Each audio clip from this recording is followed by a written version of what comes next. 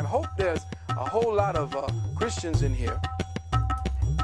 I hope there's a whole lot of brothers who are Muslim in here and sisters, as well as Hebrew Israelites, because these are not you. For the first time, this is a historical moment. We're blessed to present to you all Reverend Phil Valentine. I had the pleasure and the blessing of traveling to the Gathering of the Masters in 2003. The night we left, Ken Bridges was assassinated. It was a very, very powerful, very, very moving day. When we got to Atlanta, it was a tornado hurricane. We drove through a hurricane in order to get into Atlanta. When we got there, we were greeted with, oh man, I mean, it was an energy undescribable, and it left a psychic imprint upon me. And ever since that point, I've been searching and studying and questing ways to create a forum similar to the Gathering of the Masters. We were able to meet so many dynamic personalities, and Brother Phil was one of those brothers that greeted us and really gave a strong presentation. And ever since then, I've been buying the tapes, studying the lectures, and it's really changed my perception on much of the reality as we agree that it is. So I'm very blessed to greet and to introduce to you Reverend Phil Valentine.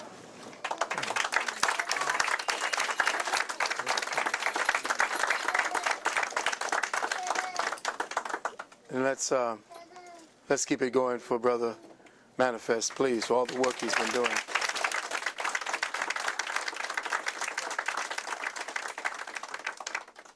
First, I'd like to give praises and honor to the Creator, to ancestors upon whose shoulders I stand on, to all the brothers and sisters in here who heard the call and made the visit. Big ups to Brother Dell Jones and his queen, Sister Q, and all the works that are being done in this part of the world. Dovetailing from what the last brother was speaking about, it's right in synchronicity with the fact that I'm going to be speaking about the so-called theory, or at least an aspect of Darwinian nonsense. But I've used it to positively bring about a lesson about what has happened to us as a collective people. I am a collection of different first world peoples, from my Fulani basis to my Olmec Mayan roots, to my Spanish Moorish roots. I'm like a mutt of different energies and genetic signatures, which gives me a unique perspective on a lot of things. And I have had to battle my way through all of them. I can float through different areas of activity and not be as conspicuous. So it has allowed me, or afforded me, access to libraries and places that heretofore brothers and sisters who, if you look at my family, everybody looks African. And I'm sitting on the side here as part of the family, and it's like, okay, who are you? Well, I've always had an identity crisis because they couldn't tell where I was from, what I was. I just got everybody's genetics at once. But I had titled this lecture after a lecture that I wanted to expound upon, and I call it The Quintessence of African Spirituality and the Theological War on Evolutionary Consciousness. Now, I know it sounds wordy, but in the day that we live in, language has to be expanded. Language has to be stretched. The envelope around the perceptions that we have created for language has to be dismantled. So it sounds wordy what I'm saying, but when studied carefully, what I'm about to read to you is my heart. I don't usually just speak, because I could do that for hours. What I do is I put down a lesson plan and I read it to you. And then in the tapes, you see and hear and can rewind, but it is on track. So I wanted to talk about the theological war on our evolutionary consciousness, because all consciousness, quote unquote, evolves. All things ascend from one state to the next. If there's anything that's consistent, it's change. And the problem is we as a people have not been allowed to change in accordance with cosmic dictates. As the cosmic moves forward, as we move to different areas of our solar system, as we move to a different area of our galaxy, as we move into a whole new neighborhood in our own universe, we are still locked down in one formalized, protracted form of thinking. And we are not in step with the universe at all. And that has caused us our problem. So I want to start off by saying something that was written over the temple thresholds of our great Kemetic sanctuaries of learning. And these words were written, Sia ekes, Sia ek petu neteru, which means know thyself, O man, and you know the heavens and the gods. So first I would wish to thank the Creator Spirit for blessing me with the breath of life. Precious thanks to the ancestors of my beloved family, both immediate and extended. Precious thanks to my queen, Queen Nalani, and all the conscious warriors who've supported me throughout the 30-odd years of my own personal quest to enlightenment. For those of you not familiar or acquainted with me, I work in the community. I am a doctor of hygienic sciences. I am a doctor of naturopathic medicine, a clinical hypnotherapist, and a doctor of arcane sciences and metaphysics. For the last 30 years, I could consider myself to be a metaphysical health activist. Presently, in this incarnational cycle, I am an agent working for the Department of Eternal Knowledge and the Bureau of Higher Wisdom and Intellect. It's but, about 25 years in working towards this particular place that I am. And it's because of the ancestors' great works throughout my adult life that I have sought to emulate much of the brothers and sisters that were talked about here, to follow in their ways, to say the things that they said a little differently and in the times. I have sought to open up possibilities for exploring more scientifically practical applications for our ancestors' spiritual and metaphysical teachings, to conduct an in-depth analysis of the arcane treasuries forged by the architects of our collective African consciousness, what I have come to define as our dark matter consciousness. And this is the focus of my contribution to the Happily Natural World family today, to illuminate our real African history and to clarify our real African present and future. And for those of you who don't know me, real is all I do. And what we're about to do and what we're about to present is going to be as real as it gets. What we will explore today will focus on the ongoing protracted theological war that for over 1,000 years has been and still is being waged against African spiritual evolution, the resulting degenerative states of the collective African mind and its perverse expressions through the world's 3 dominant religions today. I have chosen to approach the subject of African spirituality from the time frame of its demise and its decline, and not from the time frame of its zenith. Let me say that again. I am going to approach African spirituality from the time of it falling head first into hell. I am not going to speak about it like we normally speak about it when we were building pyramids and creating religious artifacts and bringing spirituality to the world, because we already know that. We don't have an idea of how we have pummeled completely. We are completely in the mud. We have little vestiges of what it looks like, but we don't know who we are because we don't know what we have been and where we are at this present time. And I'm going to do some things, and I hope there's a whole lot of Christians in here. I hope there's a whole lot of brothers who are Muslim in here and sisters, as well as Hebrew Israelites, because these are not you. And it's like, does this work?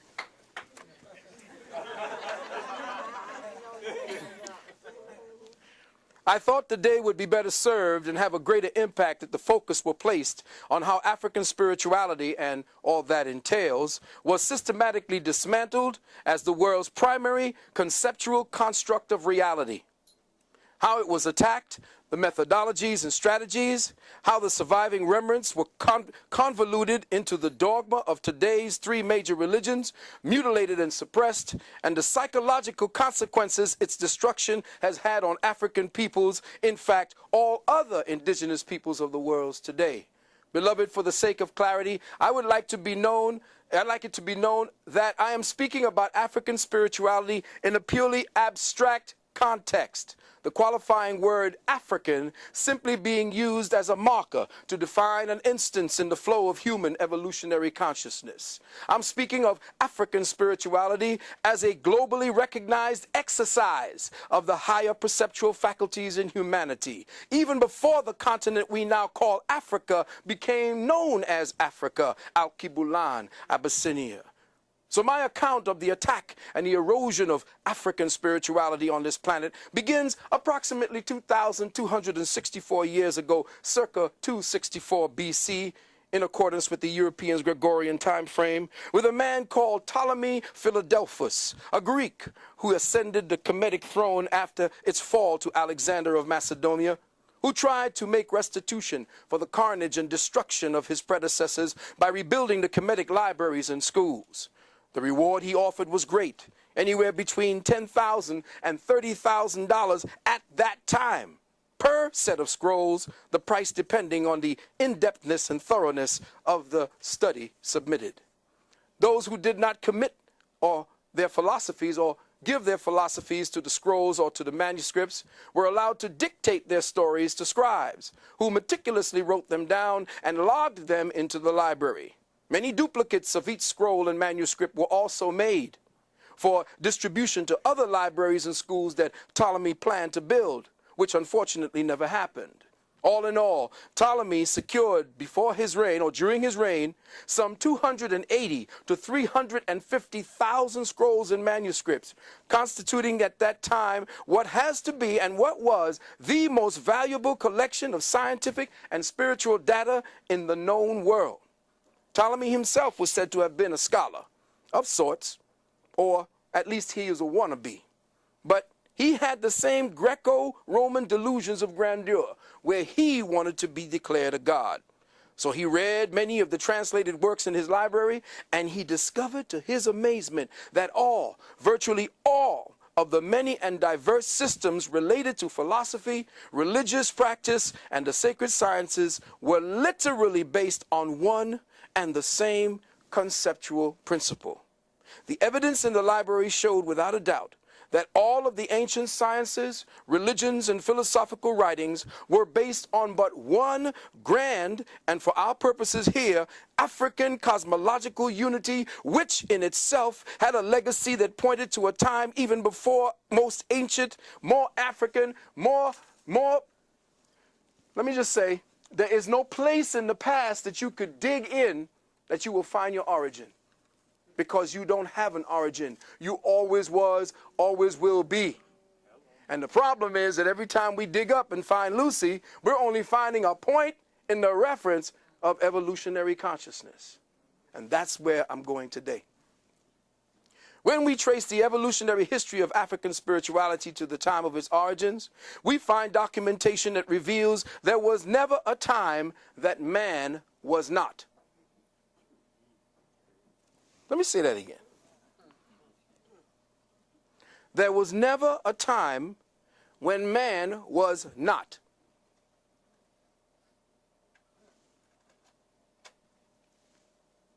That long before there was an Africa, an Al-Kibulan, in a time when the continental masses of earth were once joined into one great land mass, called in several ancient texts Pangaea and Mu, ancient stone tablets, scrolls, and manuscripts hidden within the underground vaults of the Vatican and in the vaults of major European and Arab-controlled museums say that the earth was once inhabited but by one people, us, from one source, Sirius Mu, whose remnants can be found in the floors of the Atlantic Ocean, under the ice of the Antarctic and the North Pole, in the waters off Cuba, in the waters off the Gulf of Mexico, and in central China, as well as off the coasts of Japan. All of the above being remnants of a great global catastrophe, and that the survivors of this cataclysm were the indigenous peoples who today call themselves the Twi, the Bantu, the Yanomamo, the aboriginals of the so-called Americas, Amexem, off of the Fiji Islands, Papua New Guinea, and the Australian continent. The libraries of Alexandria showed that all the ancient religious philosophies were based entirely on the astrosophic principles of the grand cosmic cycles of unity. That all so-called races and nations of the earth, from the original blue-black, purple-black, to the brown-black, and yes, even the green-black melanated peoples, worship cosmic deity under one grand harmonious system. And here's a note. Akhenaten was not the first to postulatize to the notion of oneness of the Creator. He simply resurrected an ancient concept older than Kemet itself. Ptolemy unknowingly gathered together this evidence of the one original system of cosmic unity into one of the greatest centralized repositories of religious, spiritual, scientific, and metaphysical information known at that time. All the evidence showed that this grand unity of spiritual, theological, science, and worship prevailed in principle throughout ancient earth. That is, until the 4th century A.D. Beloved brothers and sisters, mark this time very carefully and pay the closest attention, because it was in this century that what we now refer to as African spirituality came under the most relentless, brutal, and debilitating attack. The war against the arcane sciences of our ancient Afro-Kemetic masters, or better yet, the war against evolutionary consciousness, began under the organized leadership of a man named Constantine the so-called Great. Constantine, the founder and first Pope Caesar of what became known as the Roman State Church of Christ and Christianity. Many historians claim that the first popes of Catholicism were black, and rightly so. But these men were royal appointees, rewarded for their part in making Constantine Caesar, like Pope Sylvester, who at that time was nothing more than a bishop of the Christosites in Rome. Now, believe it or not, beloved, black people today in the main haven't the vaguest clue, not one single clue in their present state of socialized consciousness, just what this Roman state church and its religion of bloodletting has done to the arcane archetypal essence of African spirituality worldwide, nor what its sustained influence has done and is still doing to African peoples over the last 500 years on this continent and throughout the worldwide diaspora. See, beloved, to study African spirituality in its proper context here in the contemporary world, you must first learn to recognize what it is not. The first step to enter over and understanding what African spirituality is to recognize what it is not. And we must see and study what it has become through its diverse mutations, through its theological derivations as Judaism, Islamism, New Ageism, and Christianism. Since all of these representative mutations came about as a result, a direct result of conquest and a brutally traumatic conversion process that specifically targeted the African spiritual mindset, warping and contorting its cosmic focus away from our original scientific teachings of the abstract, unitary, astrosophic principles of cosmic law. As a result of this theological mutations and their influence taking precedence, the quintessence of African spirituality now lies comatose, buried within the ecclesiastical dogma of a theopsychotic thought complex. And how has this pathological thought complex propagated across the globe?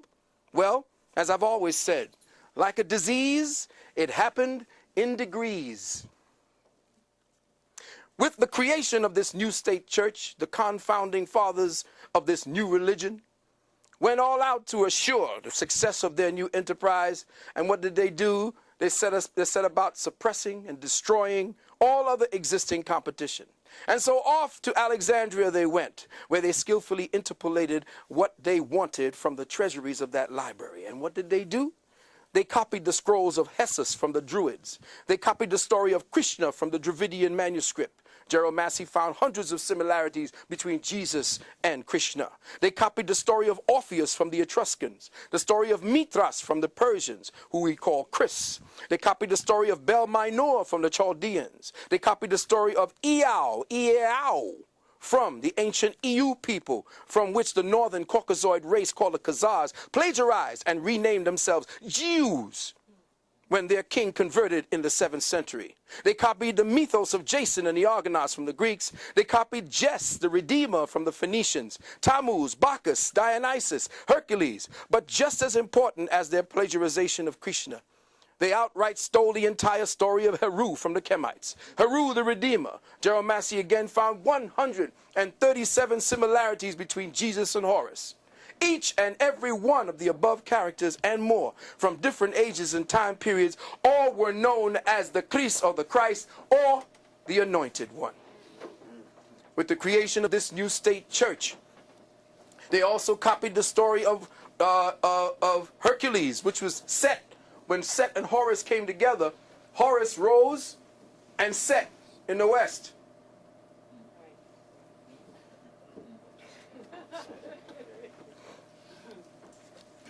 Yes, my beloved Christian brothers and sisters, I'm talking to you now. They copied, interpolated, twisted, and outright distorted all of the ancient spiritual stories on record to use as the foundational premise of a special book they were preparing, their in-house manual, a book that was to become known in the Greek as the Helios Biblios, the Book of the Sun, more commonly known through its Protestant translator and editor, one Sir Francis Bacon, a.k.a. William Shakespeare, Edward de Vere, as the King James Version of your daily Bible, or your Holy Bible, or your Holy Babble. Now, to make their distortions of the African spiritual sciences less conspicuous and less recognizable to the more diligent inquiring minds, they made the Bible into an ingeniously well-crafted work of, listen carefully, fables factualized, allegories literalized, symbols personalized, drama historicized, and cosmic forces anthropomorphized. Let me say that again. This is all your Bible is. Fables factualized, allegories literalized, symbols personalized, drama historicized, and cosmic forces anthropomorphized. With skillful hands, the Roman scribes perpetuated monumental changes for the purpose of destroying any connection of the origins of their works and the origins of their saviors to the myths, allegories, fables, and symbols of our ancestors' spiritual sciences. Now listen carefully. Some of the most conspicuous changes made to the ancient tenets of African spirituality through the principles of unitary law were: the S-U-N of the universe became the only begotten S-O-N of God. John 3:16.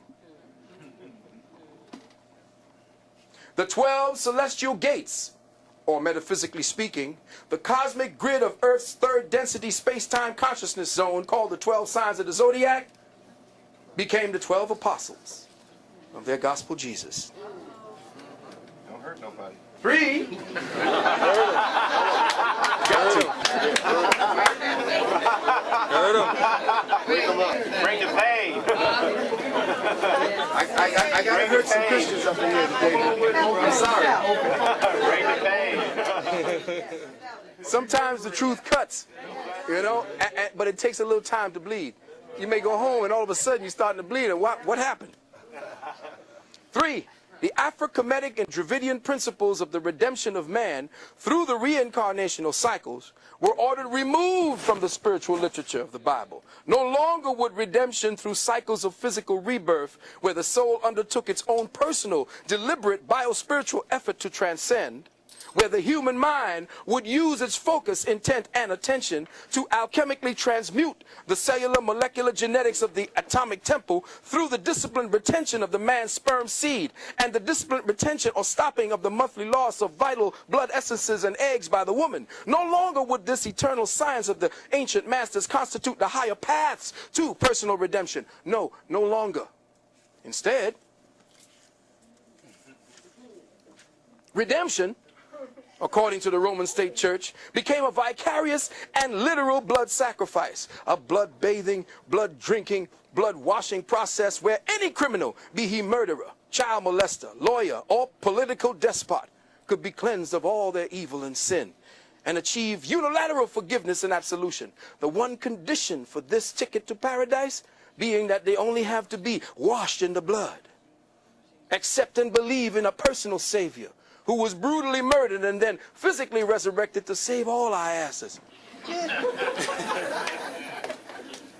All of this on your behalf. Mark 6:16, Revelation 1:5. Now forgive me for interjecting at this point, my beloved brothers and sisters, but if you were to look carefully and examine the underlying logic, listen carefully, the subtextual mindset behind a belief and doctrine, you just have to ask yourself logically, is it any wonder why black Afro-Americans, Negroes, niggers, the majority of which are Christians, in fact, all black descendants of the captivity, haven't yet received 1 red cent in reparation? It's simple. Let's connect the dots and see why.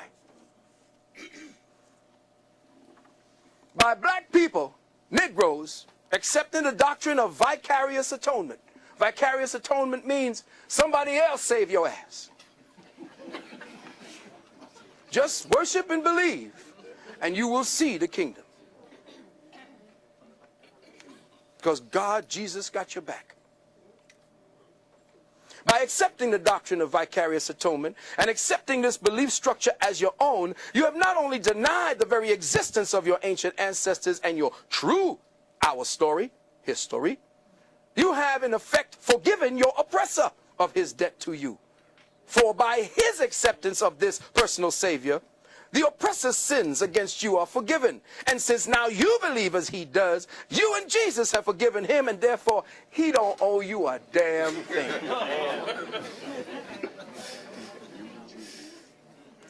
Now, I want you to check the science. Jesus done forgiven the white boy. You being a Christian, you forgave his ass. And now you're going to ask him, look, I forgave you, but look, you know. He said, no, you're going to get your reward afterward.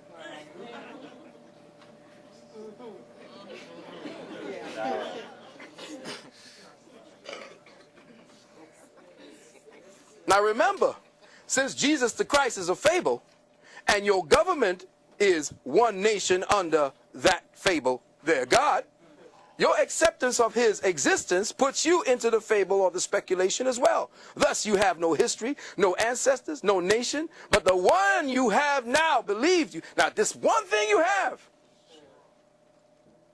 the one you now have,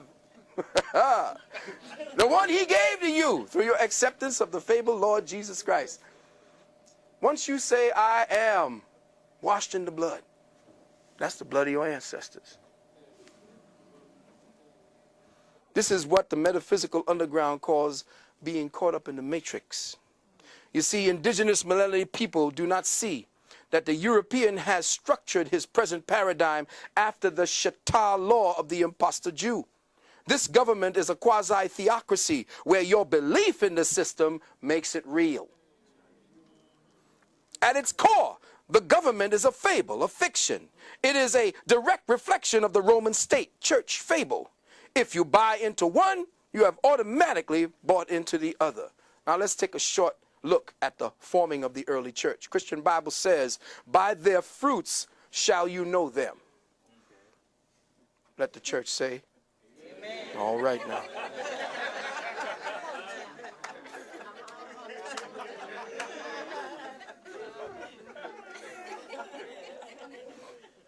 All forms of Christianity practiced around the world stem from but one root. Let me say that again.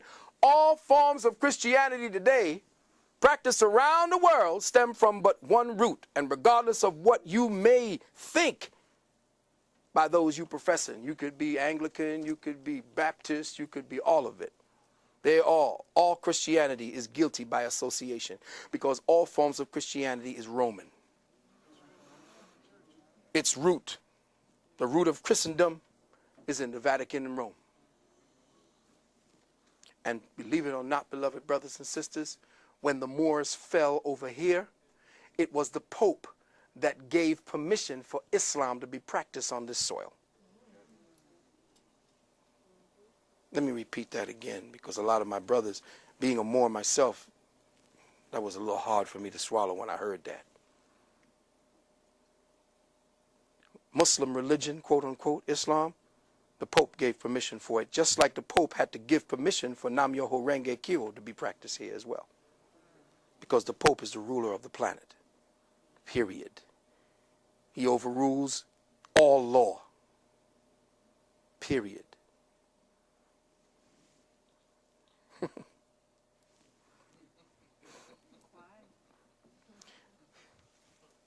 Read the history of the Roman state church from its beginning, and you will have the most profound understanding of the entire world's affairs today. You need to see a movie called Kingdom of Heaven. Incredible movie. And that's how it's been going, back and forth. Two factions of two bastard,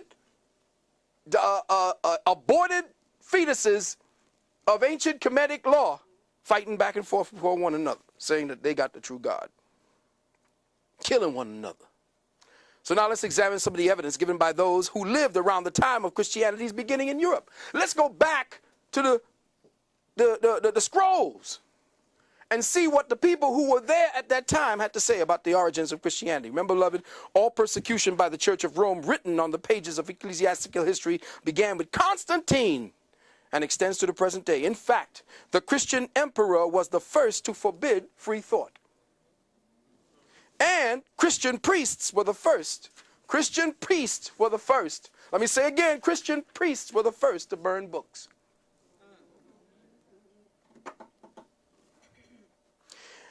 In a group of writings called the Hibbert Lectures, and you can go back, I'm going to give you the proof.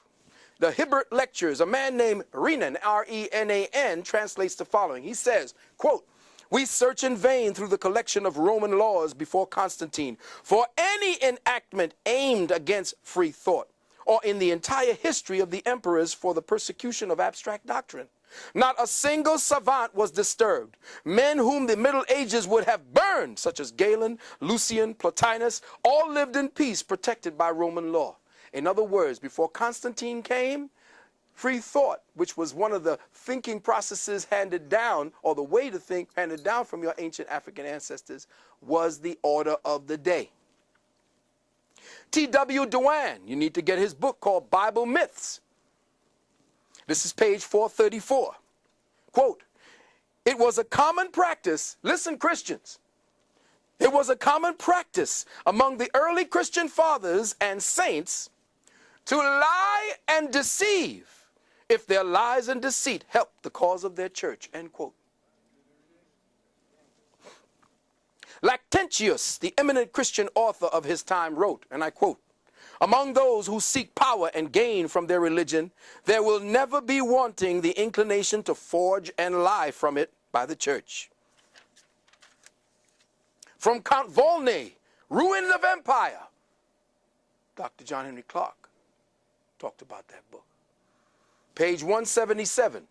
It says, "We see an account." Now check it out. This guy's name in Count Volney's Ruins of Empire, a man named Nazianzus, N-A-Z-I, take that one in, A-N-Z-U-S, writing in the Scholar of Rome, he says, quote, "A little jargon is all that is necessary to impose on the people." Listen carefully. A little jargon is all that is necessary to impose on the people. The less they comprehend, the more they admire. Let me say that again. The less they comprehend, 50 Cent, the more they admire.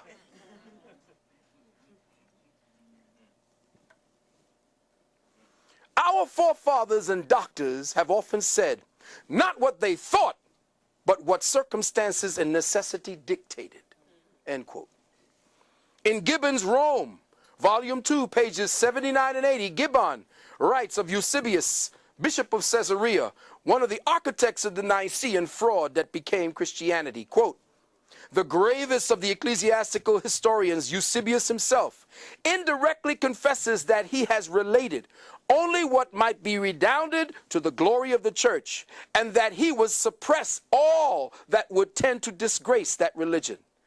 The Eusebius, he spoke of his character, less tinctured with credulity and more practiced in the art of court than that of almost any of his contemporary. What he was saying was, this sucker knew how to lie, he knew how to cheat and make it sound truthful.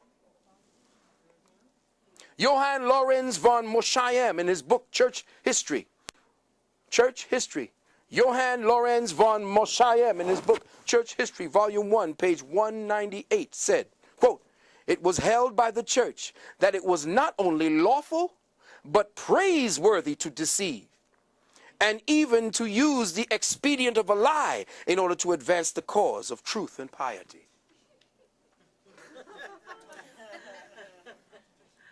The historian Besobre, in his history, this is French history, Histoire de Manichee, he says, we see in the history of Christianity, of which I have related, a sort of hypocrisy that has been perhaps too common at this time. That churchmen, listen, not only do not say what they think, but do say the direct opposite of what they think. Philosophers in their cabinets, out of them they are content with fables, though they know well they are fables. Nay, even more, they deliver honest men to the executioner for having uttered what they themselves know to be the truth. How many pagans and atheists have tortured and burned holy men under the pretext of heresy? Every day do hypocrites consecrate and make people adore the host or communion, though they are well aware and convinced as I am that it ain't nothing more than a piece of bread. End quote. The theologian Reeves, in the Apologies to the Father, in a book called the Stigmata, or the Syntagmia, says, quote, it was a Catholic opinion among the philosophers that pious frauds, let me say it again, pious frauds were good things, and that the people ought to be imposed upon in matters of religion.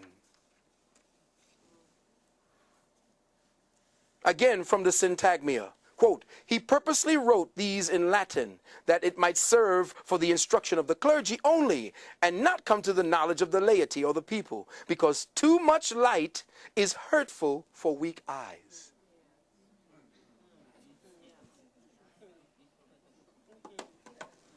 T.W. Dewan, again, there can be no doubt, listen carefully, from the evidence found, that had the objections of Porphyry, Heraclius, Celsus, and other opponents of the Christian faith been permitted to come down to us, the plagiarism of the Christian scriptures from previously existing pagan documents is the specific charge they would have resented or presented by us, or to us. These works were ordered burned by the Christian emperors. And now, beloved, in the final stages of my contribution to this theme, I would like to offer the following. And I'm a little reticent about having to use the following example as a qualifier for what I have presented, but in this case, necessity overrules prudence. In his book, Origin of Species, Charles Darwin spoke about a man who took care of a large flock of birds, namely pigeons. Now listen carefully. I want you to listen very carefully. I want you to just put aside, well, you can't help that, because if you're really listening to me, you're not thinking. You know that? Do you know how you can stop your thinking? By learning. Learning stops thinking. Let me say that again. Everybody want to go into all kind of meditations? You don't need to go into Om and all that old nonsense. Just start learning. Because right now you ain't thinking. Think about that.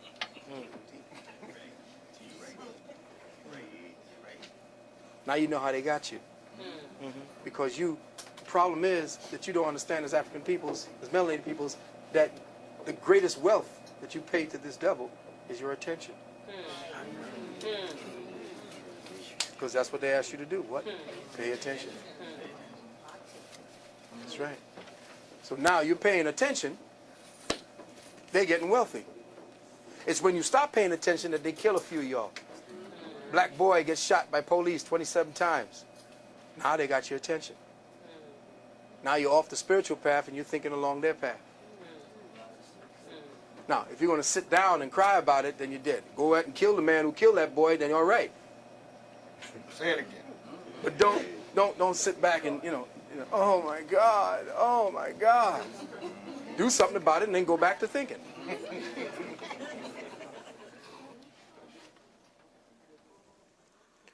In his book, Origin of Species, listen carefully now, Charles Darwin spoke about a man who took care of a large flock of birds. They were pigeons. These pigeons were distinguishable by what appeared to be an infinite variety of ornamental designs. They were all types, every shade of subtle blues, subtle greens, blacks, and grays. All were adorned with a wide variety of marks that elegantly characterized their individuality. Now, this bird handler gathered up his colorful variety of pigeons and took them out to a deserted island way far from his home and released them into the wilds, where these birds settled in and began to establish a colony. After 10 years or so, the bird handler returned to the island, and to his surprise, he finds that something amazing has taken place.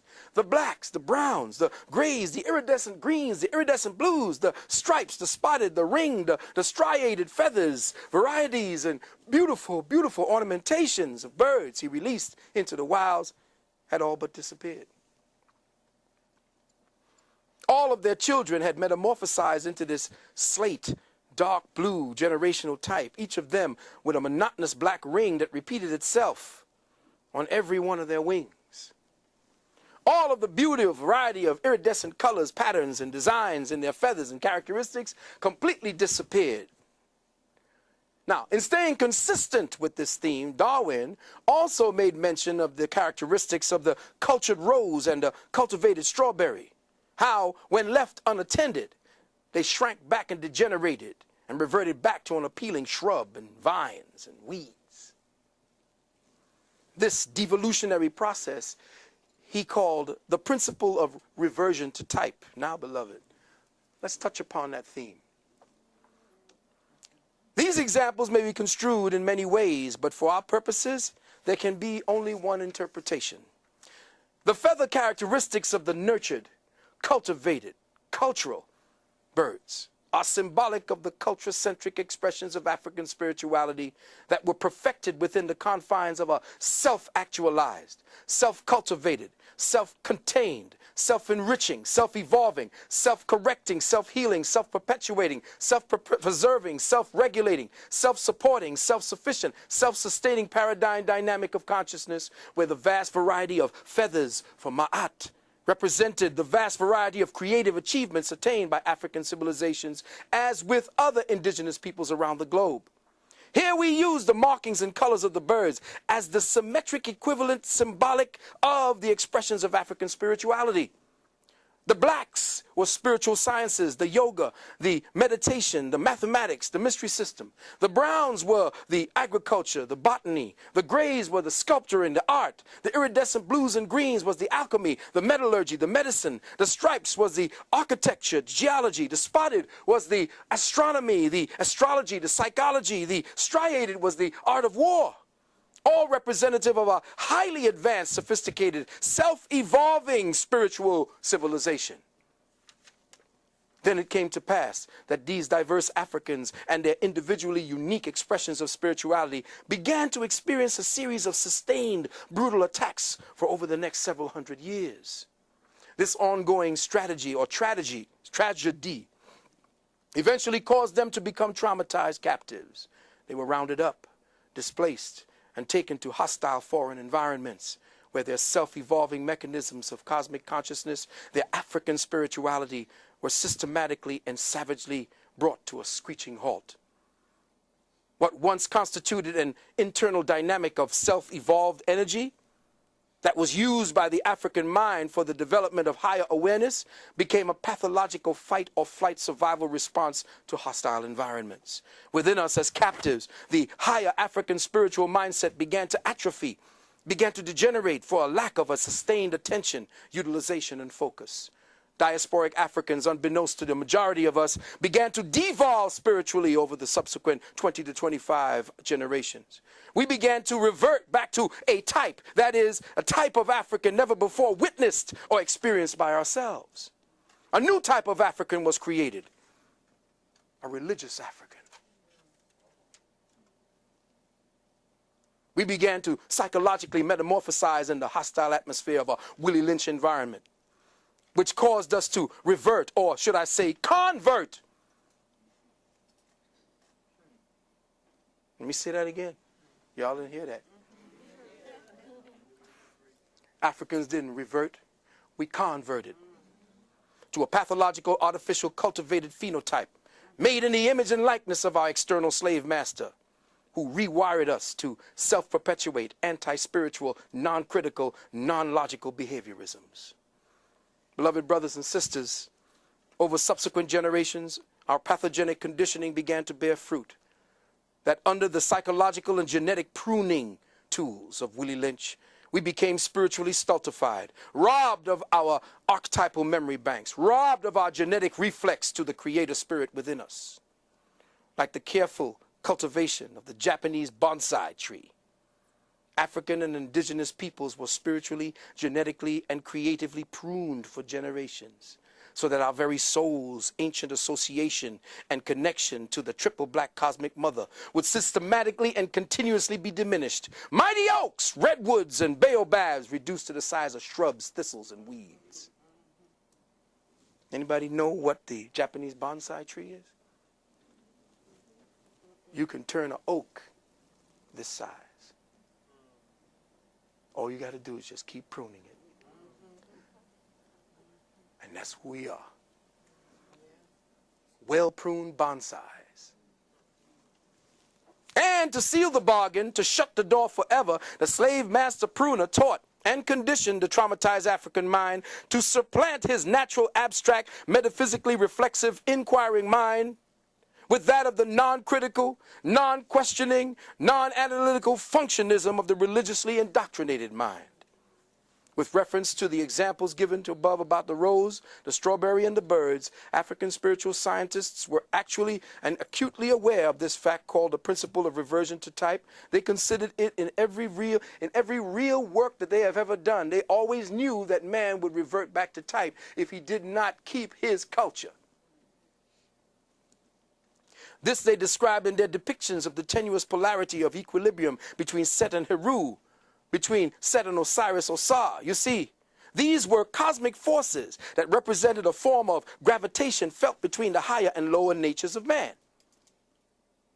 Heru, Set, all of these were not people.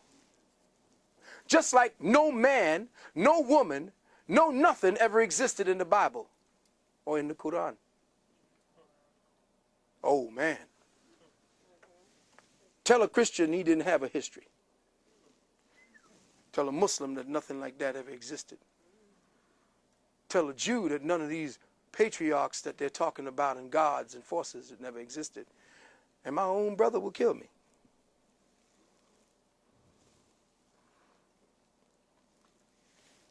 Our ancestors saw this tendency towards chaos, atrophy, disequilibrium, and degeneration as a deeply rooted active principle that they had to resist because an overindulgence in their lower natures kept them trapped within continuous cycles of regeneration and reincarnation.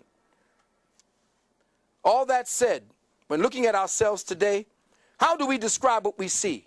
How do we describe and define this new paradigm mutation of the archetypal African spirit? Who is this pathogenic devolution of African spirituality? Who is this doppelganger, this schizophrenic twin now identified as a Negro, an ex-slave, a nigger, a black, an African-American, an Afro-American, a minority, underprivileged, undereducated, underclass, Muslim, Hebrew, Israelite, a Christian? All of the derogatory terminologies that we in our state of spiritual amnesia have come to claim as our own identities, terminologies, substituted for our rightful classifications as the dark matter father and mother of civilization, the cradle of civilization, astronomer, astrologer, scientist, doctor, alchemist. But you're a Christian now. You're no longer a mason, a sculptor, a scribe, a botanist, an agriculturist, a geologist, an architect, a psychologist, a warrior, a Kemite, Cushite, Ashanti, Dravidian, Olmec, Mayan, Moor, Twi, Bantu, Zulu, Yamakra, Yamasi, Creek, Seminole, Sumerian, Atlantean, Lemurian. You see, beloved brothers and sisters, today religious-minded Africans and indigenous peoples, both here and on the continent, have a genuine, deep-seated paranoid schizophrenia of actually being associated with the above descriptions of our ancestors. None of y'all want to say that you're African. None of y'all want to say that you're from there. Kemite, you Egyptian? No, the Egyptians held us. They held the Jews in slavery. They even got black people in the Hebrew Israelites really believe the Egyptians did that. But if they look at their books, the Jews have always been in bondage because Jews, quote unquote, in the Bible never existed. The Jew is simply matter. Let me say that again. The Jew simply means matter, that which is bound up in matter, that which is bound up on the third density. So Jews always going to be in captivity because Jews represent the spirit bound in matter. That's it. No big to do, no great big story to go, no worry about parting the waves and all that bullshit. The Red Sea is your blood. The Israelites are your genetics.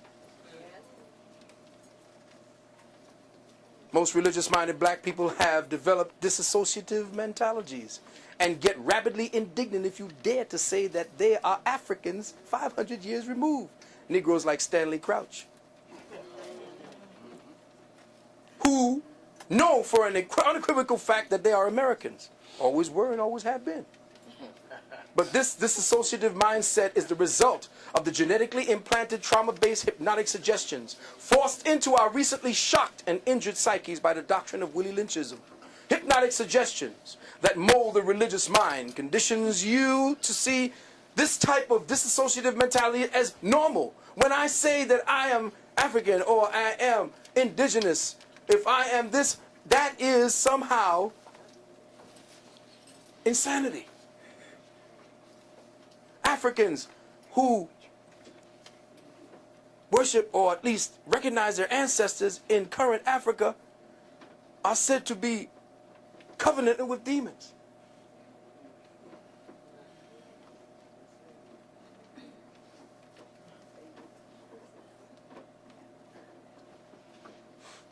Any thought that entertains the fact that you are an orphan of African spirituality and consciousness is met with a discernible disturbance, a kind of queasiness deep in your chest and your bowels, doesn't it, Christian? Isn't that how you feel, Christian?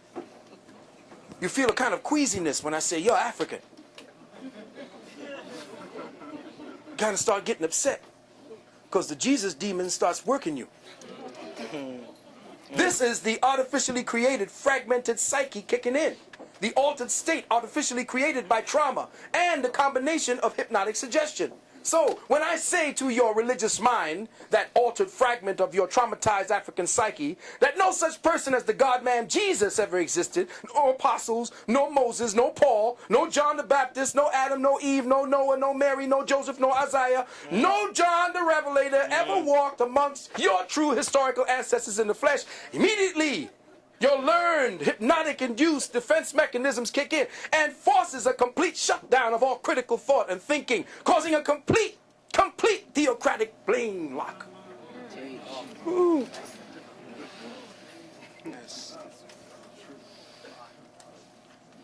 My beloved brothers and sisters, in closing, I'd like to bring 2 points.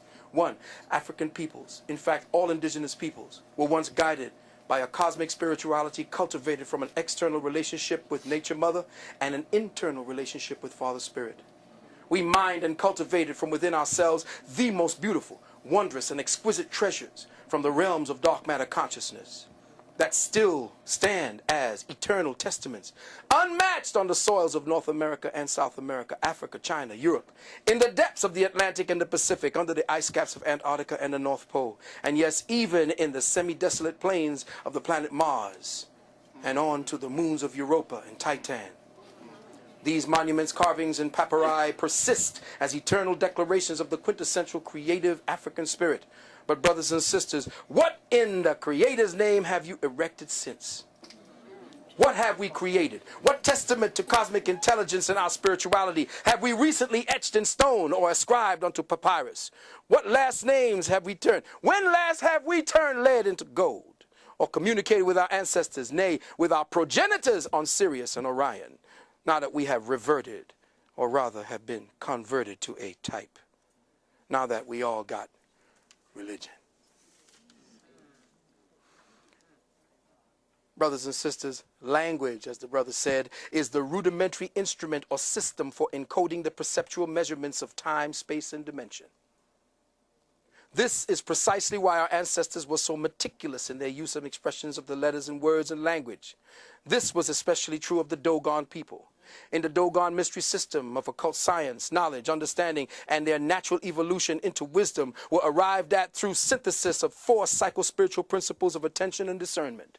These 4 psycho-spiritual principles were called the Gidi-so, the Beni-so, the Bolo-so, and the So-Dai. The Gidi-so was the front word, the Beni-so was the side word, the Bolo-so was the back word, and the So-Dai was the clear word. And what's happening today is you only know how to learn the way the white man taught you, with the front word. That's why our brothers and sisters started saying you fronting.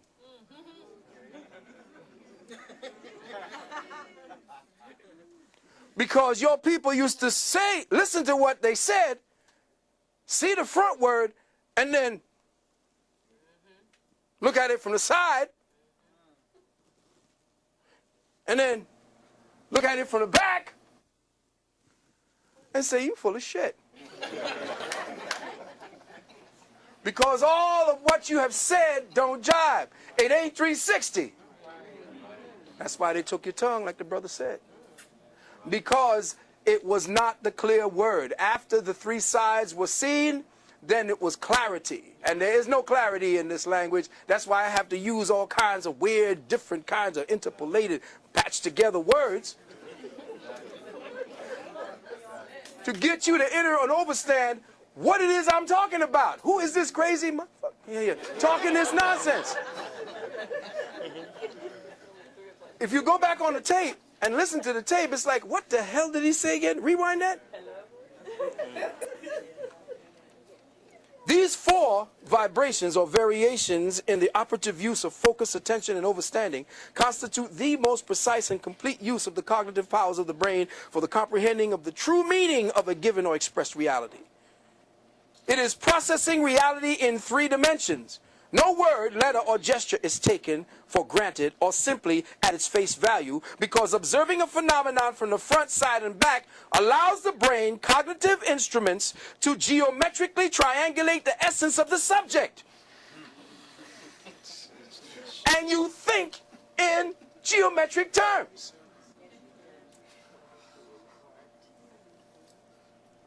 So you get a depth of word beyond the observed and into the intuitive. And you know what they say, you got to get into it if you want to know what it really means. Well, your ancient people spoke intuit language. And now because you're religious and you got to stand up there and listen to a man who is talking for you so you can get into heaven.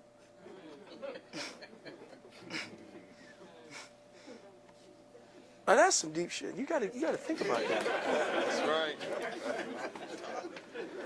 You have to have a small amount of insanity, and you have to really be thinking about giving up everything to really pass over and sit there and really listen to a man spouting words about a man you ain't never met, first and foremost, that is white and blue-eyed and sitting up there in front of you.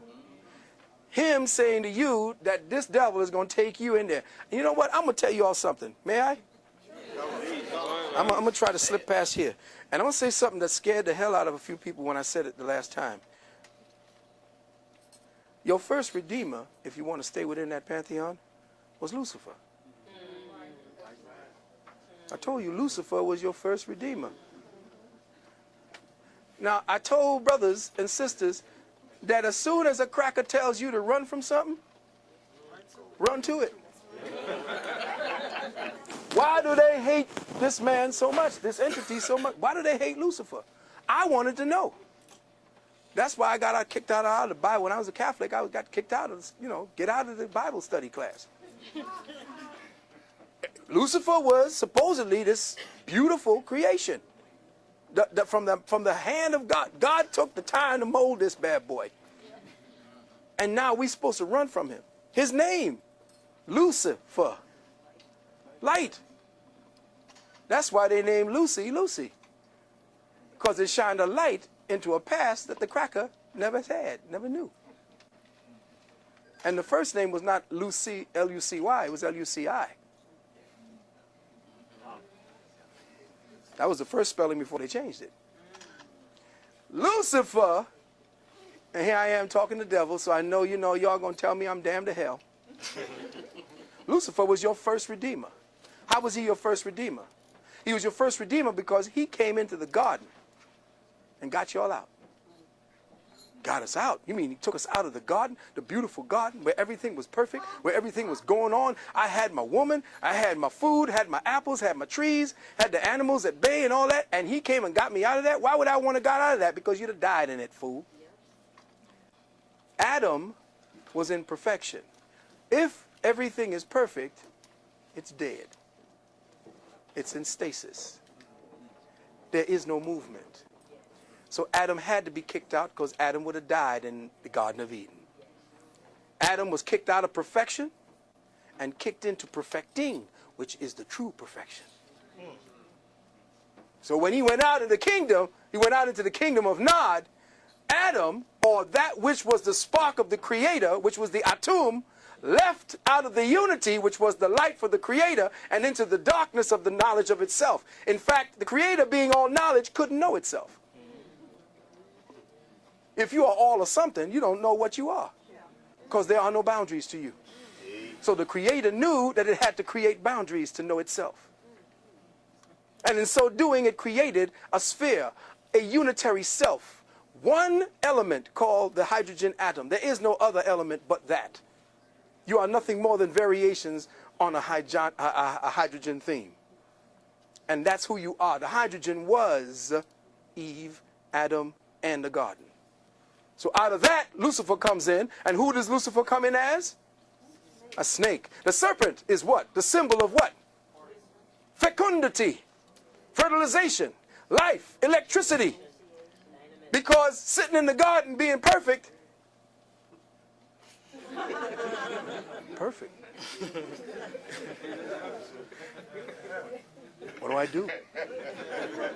Ain't nothing to do when you're perfect, man. He's boring as hell up in there, man. So perfection was death.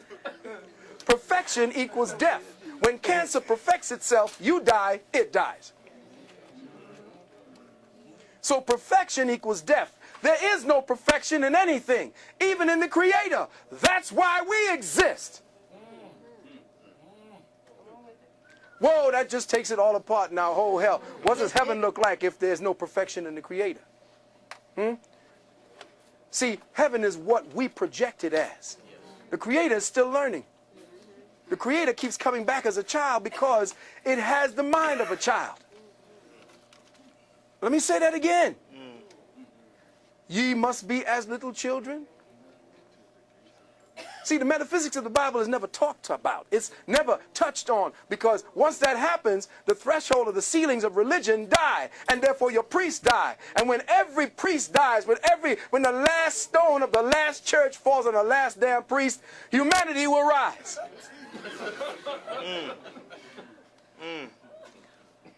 So until we understand that perfection equals death, And that we as African peoples fell to this plane in order to perfect God. Now you know you got a job. Before you thought you was unemployed.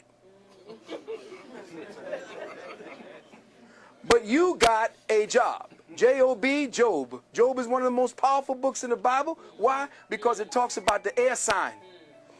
The air sign is Job. See, the Bible is broken down into 4 different elements: fire, air, water, and earth. And you could tell which one of the scribes were living in which age by what he called God.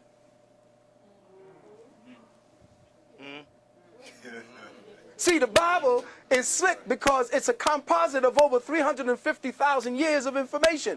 And you thinking that it's just some cracker or some big bearded old white man writing down something for the Jews. The Bible was written in stages over thousands upon thousands of years.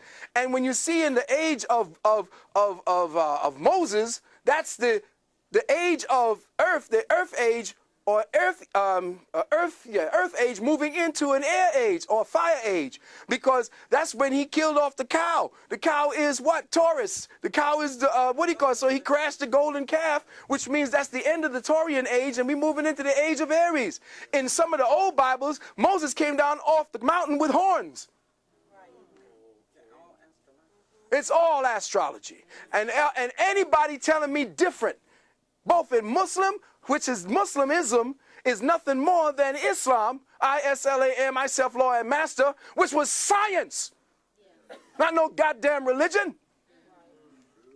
Our brothers and sisters are lost.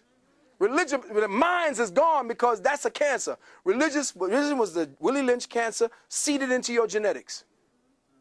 And until you close that book and we have a big bonfire burning Bibles, burning Qurans, burning Torahs, we got to get our people out of the religious mind, or else if we keep them in religious minds, the cracker going to run it from the Vatican. And let me tell you something about this war going on overseas. The problem that you didn't understand, you see, you're not looking at it from outside the box.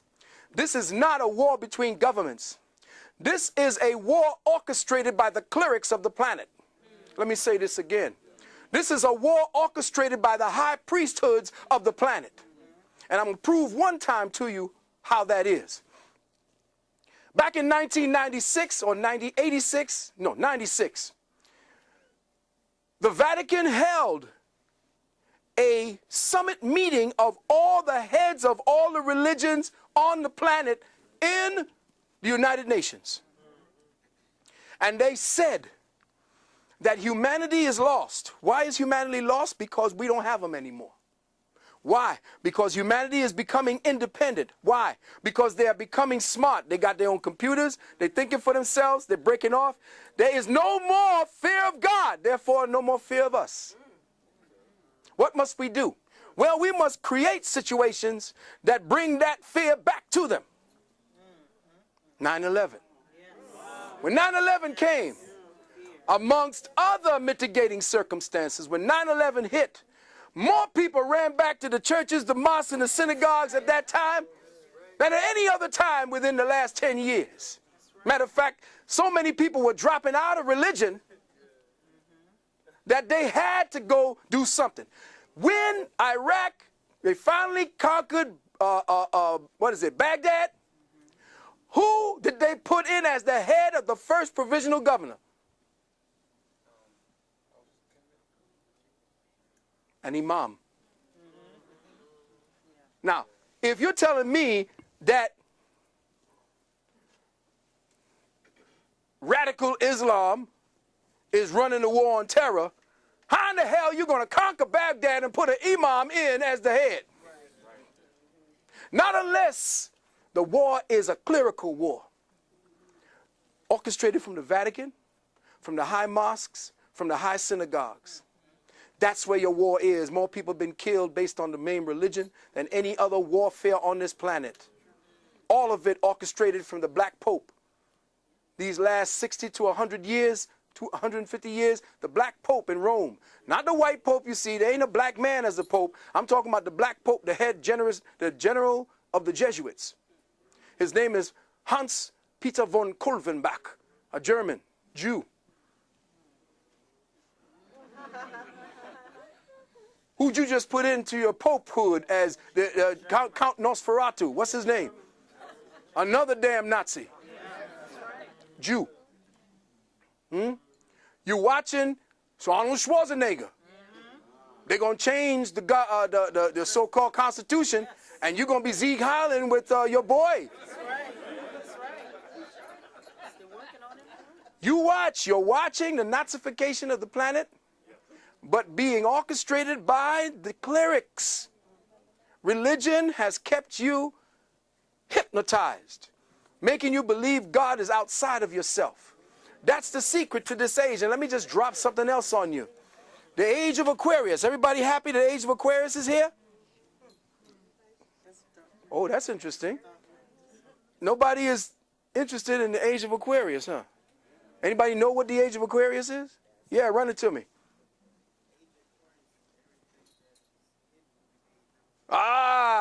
Anything that's hidden will be known. That sounds very nice. But the age of Aquarius in the first stages is the age of faggotism. Oh, y'all didn't know that, did you?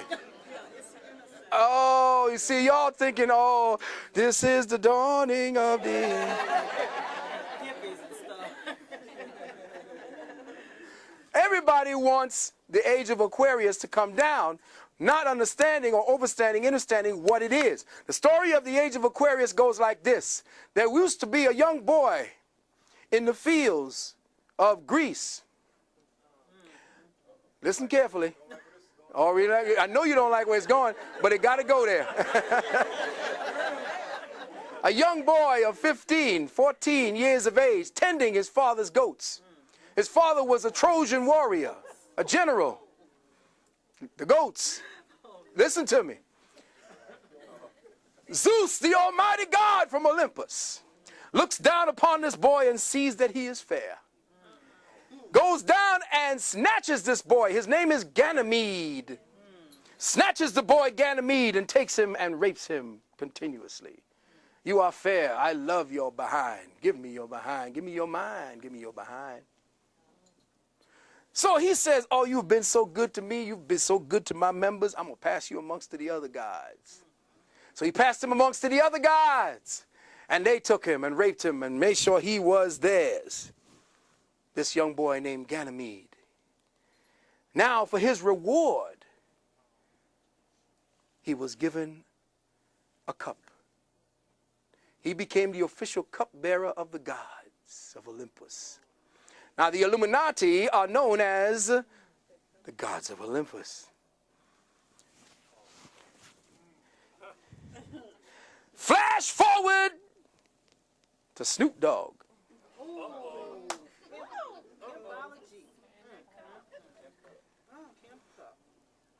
And what do you see them carrying around? The chalice and the pimp cup. Faggots all. For the man. If they ain't taking it in the booty, they taking it in the ear.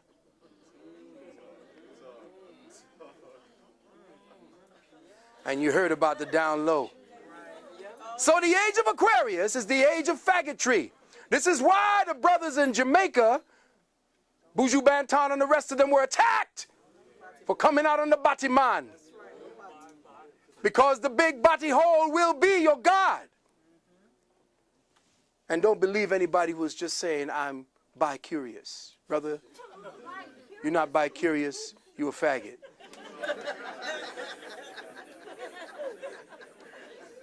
You a faggot.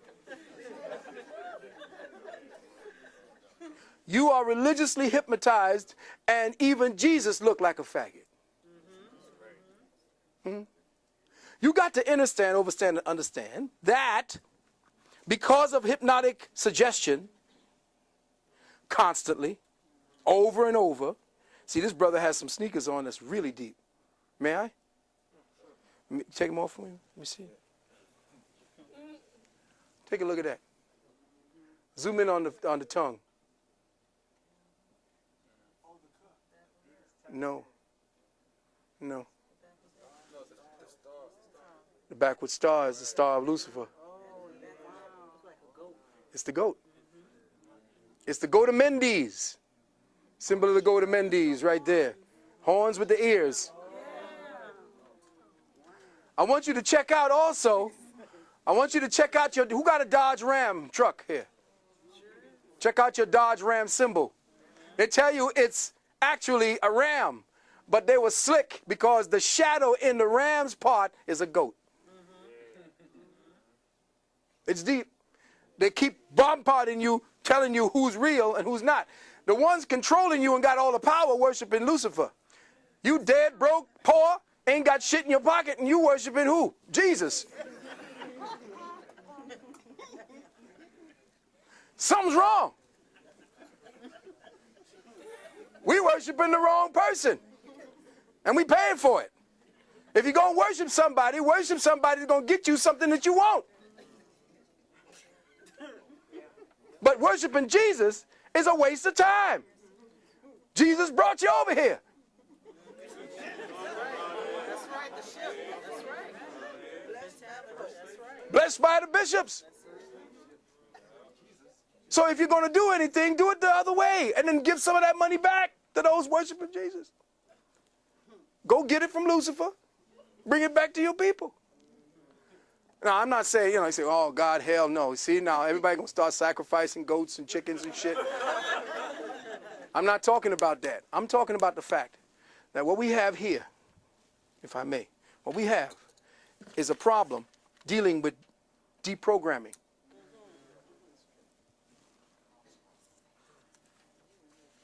Listen carefully. You have been codified. Do you know that the government right now is attempting to barcode every animal on the planet? They already have half of them done. Our organic minds have been slowly acclimated to live and breathe only in virtual environments. Life is a tangible cosmic principle, and it has been digitally codified. You have been codified. Even as we speak, your consciousness is a breath away from the very digitally colonized, making it completely. A paradigm I call synthetic synchronicity has been weaved around your awareness like a perverse web of manipulated energies. This perverse consciousness web vibrates within an electromagnetic yin-yang polarity and manifests as twin dynamics. In the yin of synthetic synchronicity, it represents itself as a newly evolved species of consciousness we call virtual reality. Virtual reality has spawned its own subspecies called, oddly enough, the web, the internet, satellite cable TV, DVD, Palm Pilot, Ethernet. The Yang principle of synthetic synchronicity represents itself as a very new species called virtual entities or virtual beings. Virtual beings, in turn, have spawned subspecies called clones, genetic engineering, artificial intelligence, robots. With the appearance of these two dynamics, the lines between the real and the surreal have become extinct. They are disappearing regularly and rapidly. At present, our minds are being systematically disabled, unable to tell the difference between technology and what has become deity. Technology has become your experiencer. Technology now feels and processes the world for you. It experiences for you.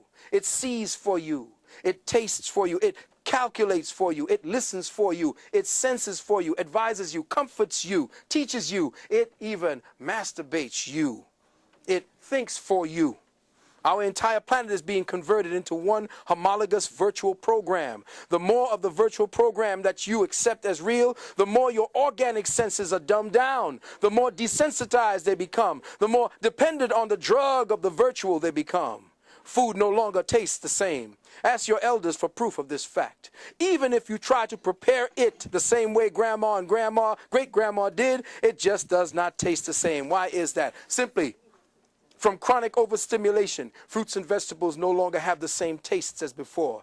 And you wouldn't notice it but for the elders who tell you that they remember when a mango tasted like a mango, a banana like a banana, an orange like an orange. The children today can't tell the difference. Their senses are perverted, degenerated. All that counts now is the code. But without access to the spirit or the archetypal signatures within the so-called code, the human senses do not register the essence of the things that touch them. The human body itself has been digitalized, disassembled, and genetically deprogrammed. down into numerical gigabytes. We have been diminished in wonder. This marvel that we are, this mystery, this molecular temple to the highest manifestation of cosmic intelligence has been trivialized into a cellular schematic of dots, dashes, and nanoglyphs. We have become the symbol of what was once real. The body has become an icon of its own self. The human mind and its senses in the brain are slowly losing its ability to experience, process, or recognize the organic world. We no longer process, experience, or recognize the real. We no longer savor the scent of real air, recognize the taste of real water, relinquish or relish in the taste and the texture of real earth, experience real clouds, experience the resonance of real words, harmonize with the melody of real voices, interface with real touch, real feelings. Does everybody remember the movie The Matrix? Do you remember when Morpheus took Neo into the construct and Morpheus responded to Neo's question, "This isn't real"? Morpheus quickly replied, "What is real? How do you define real? If you're talking about what you can feel, what you can smell, what you can taste and see, then real is simply electrical signals interpreted by your brain." Now, keep these words in mind, beloved, because it is through the electrical components of your brain that your consciousness is being accessed. Neo asked prior to this last question, "Right now we're inside a computer program?" Morpheus said, "Is that really so hard to believe? Your clothes are different. The plugs in your arms and heads are gone. Your hair has changed. Your appearance is what we call a residual self-image." Is this the mental projection? It is the mental projection of your digital self. The world that we think we see and mentally process is actually a residual projection of intercepted light. We, all of us, live and exist in a virtual continuum I call synthetic synchronicity. Synthetic synchronicity is a virtual projection of reality that has been interfaced with the organic light code impulses, that is, the cosmic codes of ascension that hold the archetypal hologram image of the evolving human in its course to enlightenment. Now here's what's happening now, beloved brothers and sisters. All that we see today, all that we are hearing today, all that we think we process is real, all you think is a sound of 50 Cent and the game and all of that, it ain't real. It ain't real. It's a virtual reality program, and you are plugging into it by your acceptance and participation in it.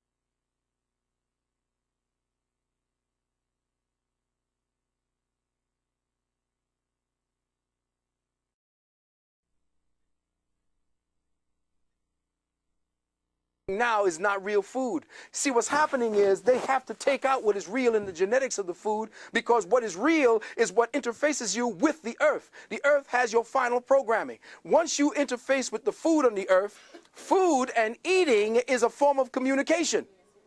So when you eat, you communicate with nature. Once you change the codes that are supposed to go in and teach your genetics what to get ready for with the incoming light codes of transmissions for consciousness and ascension, they have now polluted your inside, destroyed the genetics, therefore the wiring can no longer pick up the light codes. Now, brothers in the nationalist community, when I was talking to them about dealing with metaphysical thinking, they were thinking I was talking hocus pocus. No, get that ooga booga bullshit out of here. Pick up the gun and go. I said, that formula don't work no more. They got that shit checkmated. You got to come at them the way they're coming at you. These fools took science and went into your graves. Why do you think they spend so much money and time in your graveyards? Because they are studying the sciences that made you great. They, in their limited ability to process light, can only see half of it and only use it as a weapon. They can't use it to rise any further because the cracker can't go any further. He has to go further through your womb. That's right. That's right. He cannot evolve out of this particular type he is right now. He needs the black womb to get the fuck out of here. That's right. That's right. He's shut down in his own crackerness. His lack of melanin completely shuts his ability to move to the next species threshold of existence. The next species threshold of existence is locked within the melanin code. Yes. So he has to pervert it. He has to destroy it. He has to attack it. And he has to use it. Why do you think Rwanda scooped up all the hundreds of thousands of bodies? Where'd they go? Wasn't no mass graves. They went down here to Langley. Some went up into the northern parts of Europe and were melted down. And I have asked, where are all the bodies through all the centuries? What happens? They are using it as a food source. Food source. See, you know, you can't look at these things and say, well, goddamn, let's just throw some. You're just taking it all the way out now, Brother Valentine. There's something wrong with you now when you're talking about them eating black people. Yes. You got to remember that he cannot see beyond his abilities. His first eye, which you call the third eye, is shut down. Because it's shut down, he can't see the possibilities or the probabilities. He has to work with what he has here now. And he's following you. Every time you make music, he dissects it. He's checking it out. Every time you dance, he's writing the shit on the floor. What the fuck is that? When the brothers and the sisters began locking and popping, you didn't know. A lot of the brothers and sisters didn't know that the ancestors were saying it's time to get back and study the Medu Neter. Yes. So every time you all would lock and pop, I'd be... Got it. All right. Whoa, that's been... Oh, I didn't see that one. Because the ancestors were communicating through the young boys. And they were hitting these deformed poses that were the hieroglyphs coming through. Those were the spectroglyphs going through the untainted mind. And we were not, the spoken word came later. But I'm talking about the dance. The dance is the most organic form of spiritual expression there is. The word is calculated. The dance is not. So when you're looking at the dance, you are seeing which spirit is coming through, what it is. And when they started popping and locking, I said, the ancestors are back. Get ready. They're here. Start getting your notepads out. Start getting your translations. Start opening up your mind. Drop your religion. And reach for the sky.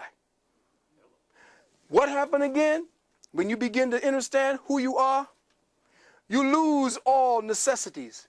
or what they tell you are necessities. You see, I told a young brother just the other day, yesterday, and a young sister, I said, no real food creates a craving. Let me say that again. No real food creates a craving.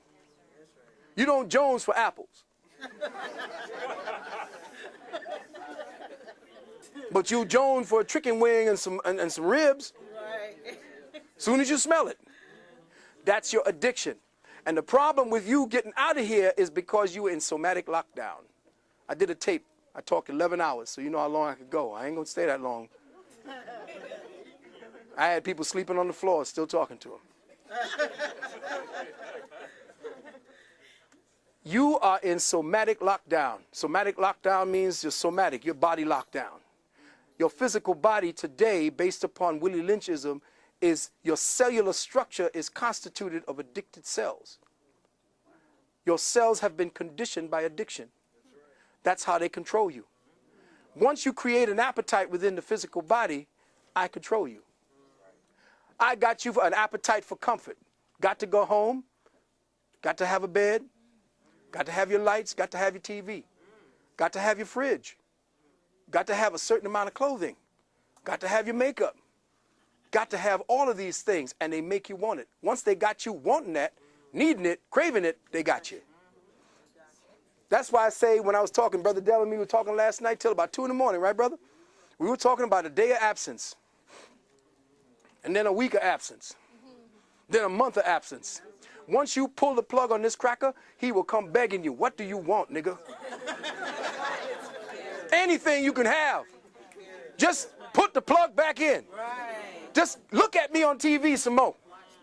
Watch me, listen to me, see what I do. Because once you keep doing that, you're addicted. They know you're addicted, they feed your addiction. If you don't see that the somatic body is your lockdown, this is the way they keep you in lockdown. The somatic body got you in light code spectral lockdown. In other words, white light has 7 bars, check? Yes. Those 7 bars are your consciousness lockdown. Those colors are your lockdown. Because white light has a certain amount of color in the spectrum, and your consciousness is based on white light. But white light is just but 7 variations on the wavelength theme. There's 360 degrees to the circle, which means dimensionally speaking, white light is your jail. And the way that they play with the frequencies today through the television, because, and by the way, brothers and sisters, let me just give you a little hint right here. Somewhere up here, there's a cat's eye. If you got cable, they're looking at you. There's a cat's eye right here that they use for horizontal hold. There's a box in there where the cat's eye is contained that not even the repairman can get into. If you think pulling a plug out the wall is going to do it, forget it. If you got cable, they're looking at you. They said that this thing is so damn powerful, it could pick up the hair on your asshole while you humping on the couch.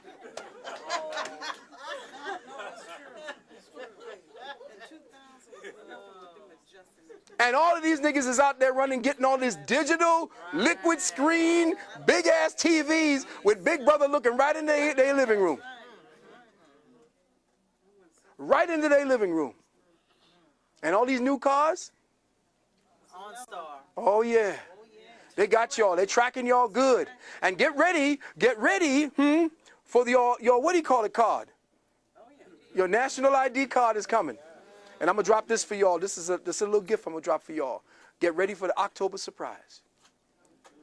October surprise is that they're getting ready to sign legislation where eminent domain is that they're going to take everything you have. Why? Because the international bankers today have now called in the debt. The United Snakes can't pay it.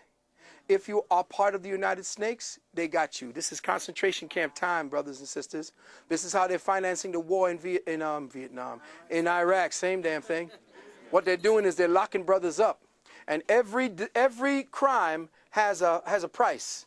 The highest one is murder, manslaughter 1 and 2.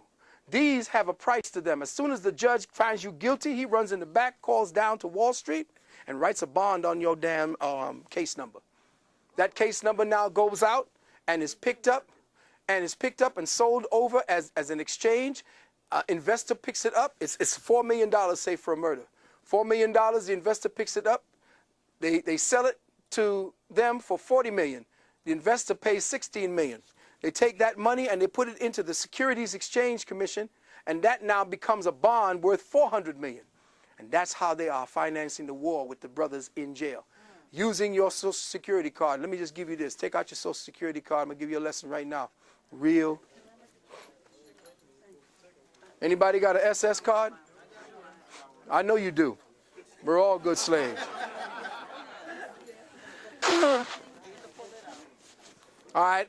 Some of y'all got a Social Security card with a red, big red number beginning with a letter. You see, you got an old one. Tell them you lost it and go get a new one. Anybody got one like that? You got one like that? That's the newer one.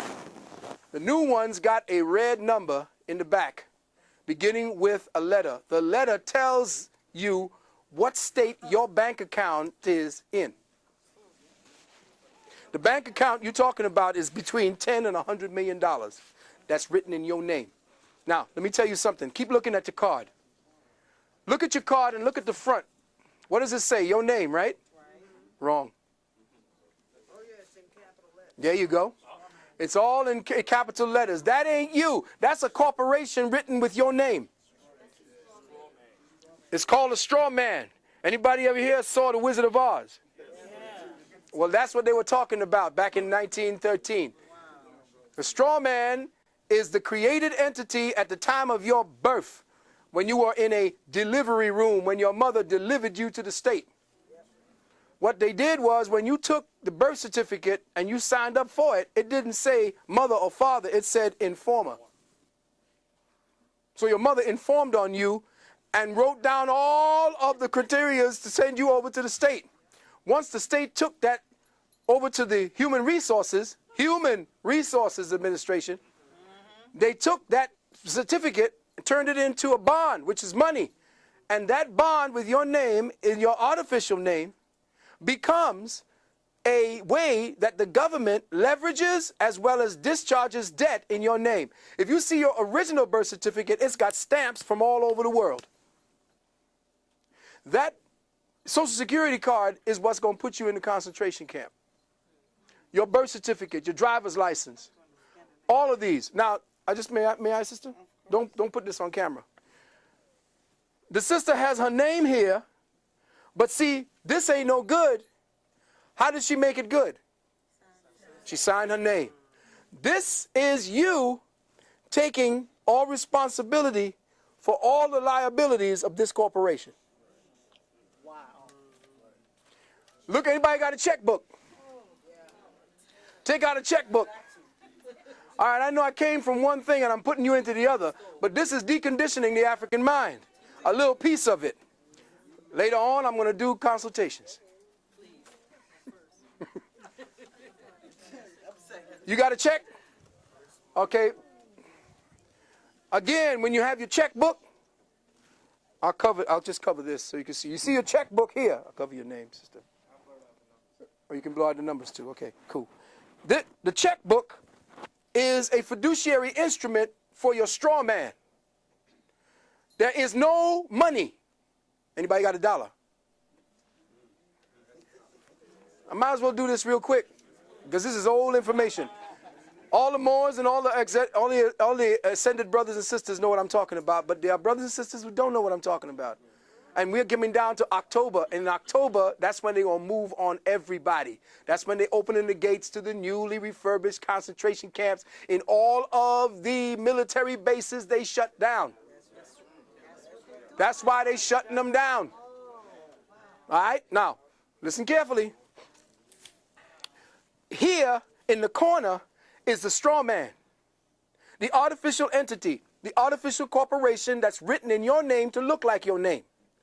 But down here is where you sign your name. But there is not a line, it's words. Get a big magnifying glass and see it says authorized signature. Authorized signature simply means I take responsibility for anything this corporation has done in my name. So now, that the corporation has gone bankrupt and belly up, the last G8 meeting, one of the founding members of the Federal Reserve System was sitting there, 96-year-old cracker. They turned to him and said, maybe we could buy a few more dollars for the Americans to keep it solvent. He said, nah, let it fall. That's why right after the G8, you see your gas prices start going up. Going to hit $10 a gallon and up. Get ready. Banana going to cost you 50 cents one time and then $5 another. Get ready now, because you think that these military people walking amongst you is there to protect you against what? Terrorism. Well, the only terrorist is the government. And the government already declared war on you, and you don't know that. Every time a government leader like the president stands up and says, well, we're going to fight the war on AIDS, that means the government has turned you into its enemy. You're in a state of war. That's why I need a passport to travel. A passport is a right to cross over military zones where the war has been declared. This is not a real dollar. You've been lied to. This is not a real dollar. That's not George Washington. Oh, that's enough now. That's enough, Brother Valentine. Come on. This is not George Washington. Who is it? A cracker. Yeah, I know. Who? Adam Weishaupt.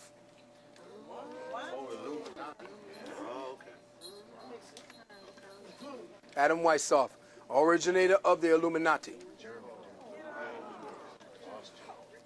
The Illuminati took root in America in 1776. The real America was founded in 1778. You celebrating the Illuminati. Up here it says, read that out loud. What's the top line say? Out loud. Federal Reserve note. It's not a dollar. It's a note. It's a promise to pay. That's what a note is. It's a debt instrument, which means that every time I pay this for something, it ain't worth nothing, and I'm getting worth for it, which means I get taxed later. You call that your national debt. The national debt was not supposed, by constitutional amendment, the national debt should not have gone past $6 trillion. On September 9th, September 11th, 2001, it went to 7.1 trillion. And what happened? They parked a plane in your towers. Collection agency. Knock, knock. This is not real money. Kennedy tried to print real money. See what happened to Kennedy, right?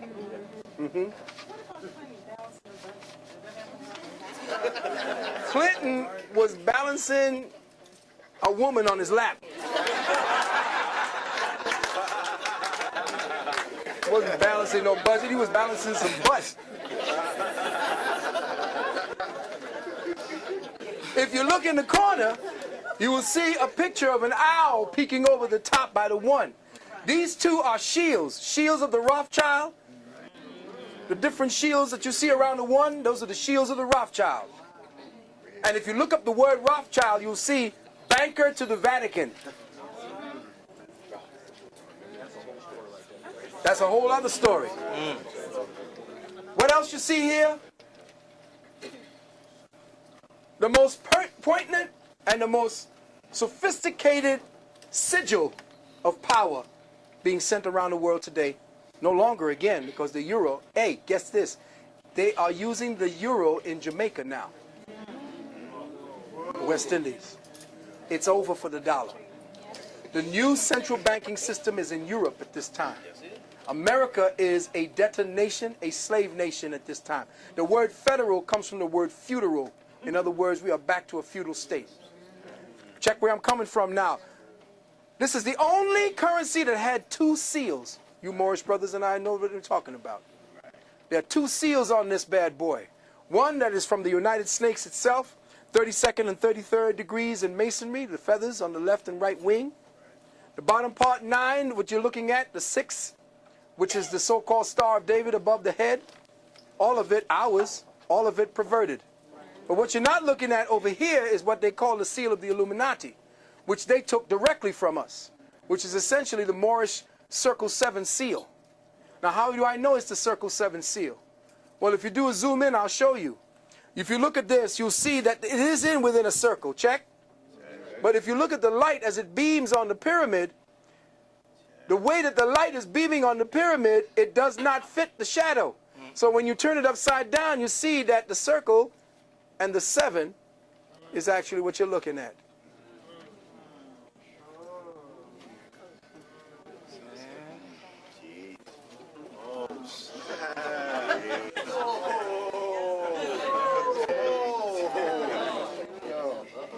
So, they're little things. This is just little things. I'm just scratching on the surface to try to get you all caught up. Now, I know I came from Christianity to consciousness lockdown. All of it now is an interplay. All of it is an interplay for your whole lockdown. As far as your health is concerned, as a doctor of naturopathic medicine, I am seeing the result of the genetic engineering coming at me every day. I know what it's like. That's why I do my best to use organic. I can't find it. Now, here it is. You can tell the cracker is dealing some serious stuff with you. He's got you with tons of poison in your food, and you pay a little bit of price. But for prices with no poisons, no added shit, you pay more money. Something wrong with that then. That's why we got to grow our own food and why our land. Now, did you know that back in 2004, and here's the problem with us, we're not keeping up to snuff. And this is where I hold the brother Moors, the head Moors, the old schools, the old head Moors, who kept all this shit from us. Do you know in 2004, all the lands that we call the United States, because the United States is not a country, it's a corporation. And it's a corporation belonging to King George. And King George fought the Revolutionary War against us, not to fight us so we could keep the land, but to get us into his corporation. Because he was not only king of England at the time, he was king of France. The United States was his corporation. And your boy Benny Franklin and the rest of those bastards were all part of the aristocracy of England. Do you know that the art of war and Sun Tzu was one of your signers of the Declaration of Independence? I mean, and all that shit? Because they were there, they used that same tactics. Sun Tzu's art of war became the catechism of the Jesuits. You talking about my constitutional rights. Nigga, you wasn't there when they signed it. You can't ask for no rights from Constitution because you're part of the fiction. And if you're part of the fiction, then you're going down with the fiction. Unless you come out of the fiction and reclaim your name and take that straw man back from the jurisdiction of the state, you're going in with everybody else. The fiction is over. Now they got the people set in place. They got cells called the Mitzrahim right here on your soil. It's over 150,000 soldiers trained by the Mossad, cells of terror, waiting to wreak havoc on your soil. And they are all polished. They all cells waiting to attack. That's why they got to give you a serious crackdown at this point. It's got to be heavy at this point because you all are complacent. You're ripe. You're ready. You're juicy. You're fruity. You're too busy ready with your bling. They don't give a shit. They're coming after you now. If you don't know, you say about give up your gun for a hamburger or some shit. No, clean your gun. Quick question. Yeah, my question is, Phil, it's like, this is excellent. I'm enjoying it. What does the average person do who's working a job, who's living here? Do they leave the country? Do they start growing their food? Do they catch the mothership up? Do they go into their first eye and come out on the third eye? So in practical terms, you know, let's just say, for people in this room, do we form a bank and then, you know, buy half of an island somewhere? What do you recommend? Because most people, like you said, they're going to, if this does happen, they're going to be put in prison, they're going to die, they're going to starve. So what do you recommend? What do you see, based on history, what do you see the people who have been assaulted and insulted like us, what have they done to escape or to elevate out of this? Okay, that's a very good question. And I got to say, it ain't happening. It's all dead. And I'm going to say this. The only time people going to wake up is when shit hits the fan. No change, no revolution starts from the top down. The Revolutionary War was fought with 1/3 the population. The rest of them sat back and had picnics watching the shit from the field. War, as you see it, getting ready to come down on the people right now, unless the people become uncomfortable with their present condition, nothing's happening. That's right. Until they start feeling the pain, nothing's happening. It's when a spark takes up. As soon as all this shit is no longer relevant and the people are burning and going after not just their homes, but the crackers' homes, until you start seeing the police, all who are ready for your ass, been ready for the last 25 years. This is what brothers have been telling me who've been coming back in training out in the Midwest, in urban warfare, house to house shit, telling me they got some shit for our asses. Until the people say enough, nothing ain't getting done. And remember, if you're thinking about leaving to go someplace else, I say no matter where you go, there you are. It don't matter where you go, it's all over. Right? Everywhere you go, I went to London, it's there. These crackers are in there with their guns. Every place you got a system in place that matches the cracker's own mentality, he has it in lockdown. Like Devil says, it's now becoming too much for us, for him to handle. He can't handle all these Negroes. There's too much of them, and he ain't reproducing.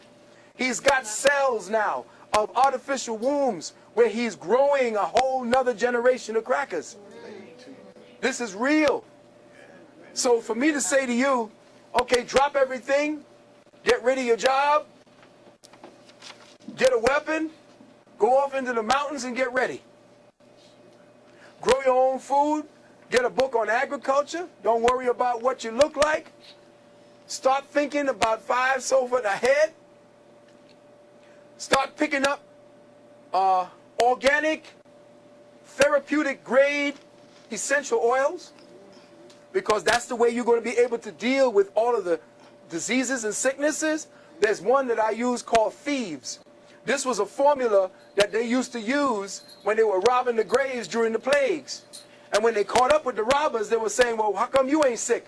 He said, well, we use these oils. I got those oils if you want to deal with them. These are some of the things you can only do to get prepared. But to tell a person, stop working, stop doing this, it's like trying to stop a truck, Mack truck, fully loaded, going downhill with no brakes. Brothers and sisters are too locked into their paradigm. The majority of us here would might just say, get together, let's get a pool, let's get some money together. But hell, money ain't going to be worth shit.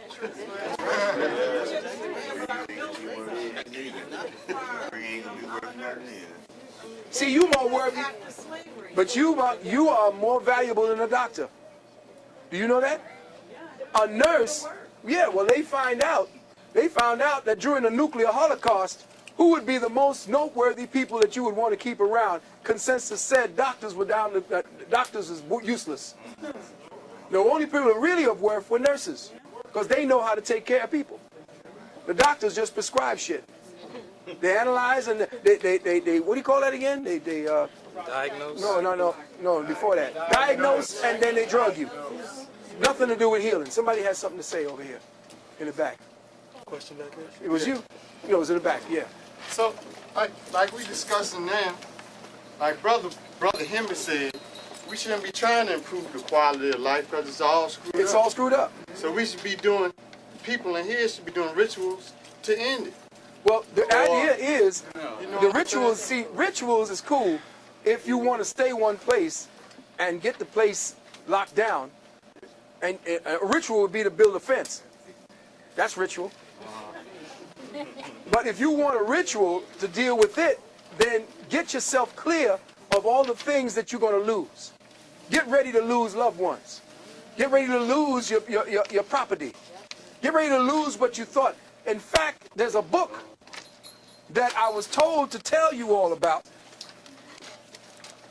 And it's called,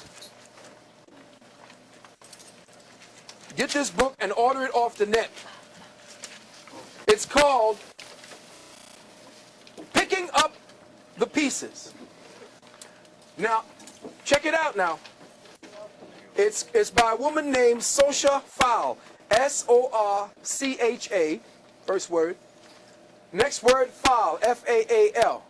It's called Picking Up the Pieces, a practical guide for surviving economic crashes, internal unrest, and military suppression.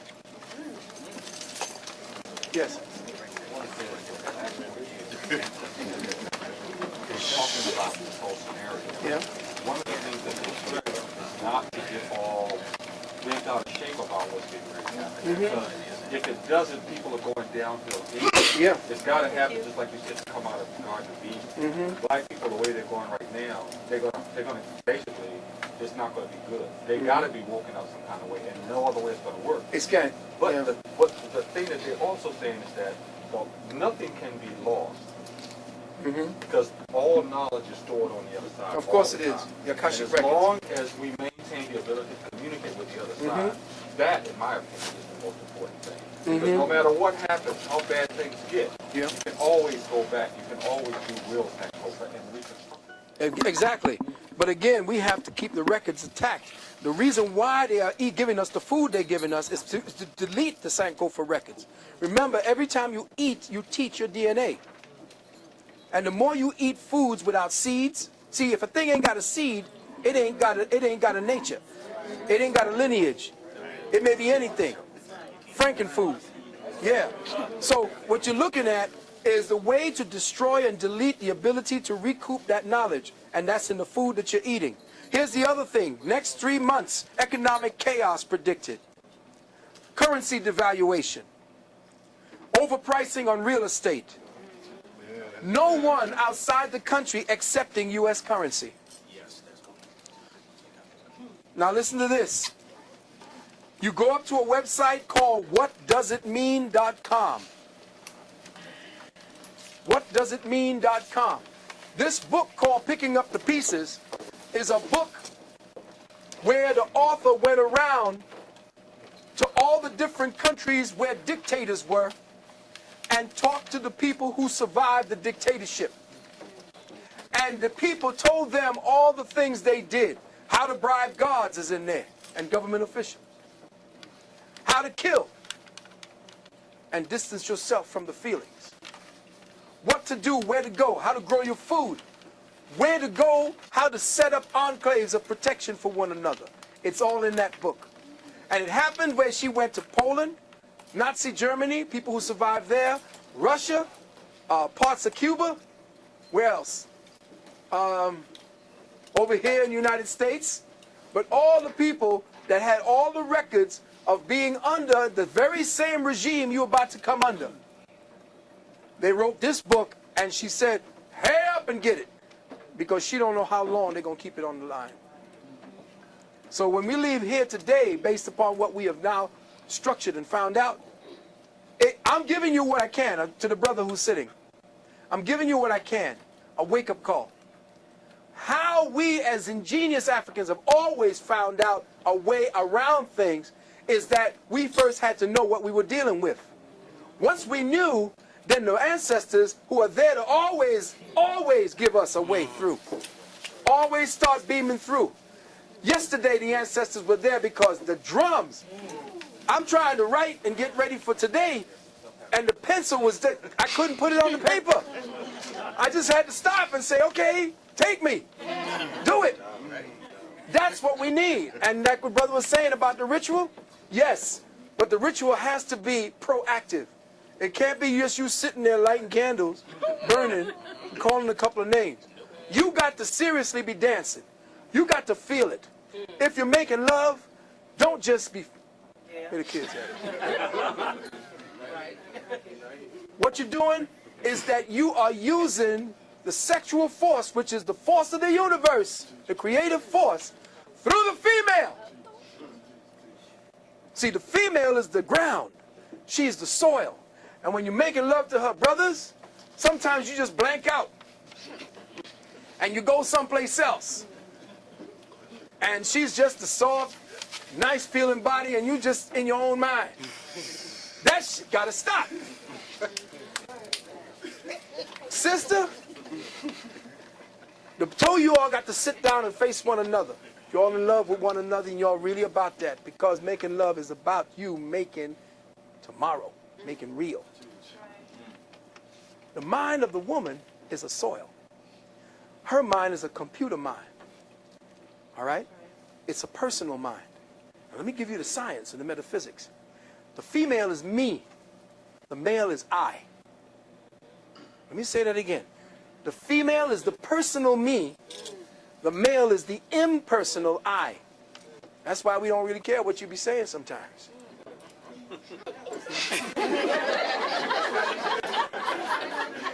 Hey, listen, am I being real or what now? That's right. That's right. It's like, yeah, okay, What was that? Okay, baby. Yeah. Okay, baby, yeah. Yeah, okay, I'll take care of it right away. The reason for that is if we are personal with you, we can't pay attention to the dangers outside. See, our minds have to be one way. We're wired to provide and protect. They hate us for that now, the feminists. Those who wish they were men. The jealous ones. The rug munchers. All of them. Those are the ones who hate the masculine principles. They don't like the dynamic of the man. They hate it, and they have been putting out on the television and movies to destroy it. And the more a woman takes on that, she is now praised. The reason why the male must prevail in provider-protector instincts, which is what they're taking away from our school curriculum. They're turning the boys into little girls. They have to sit like little girls. They have to act like little girls. Boys ain't girls.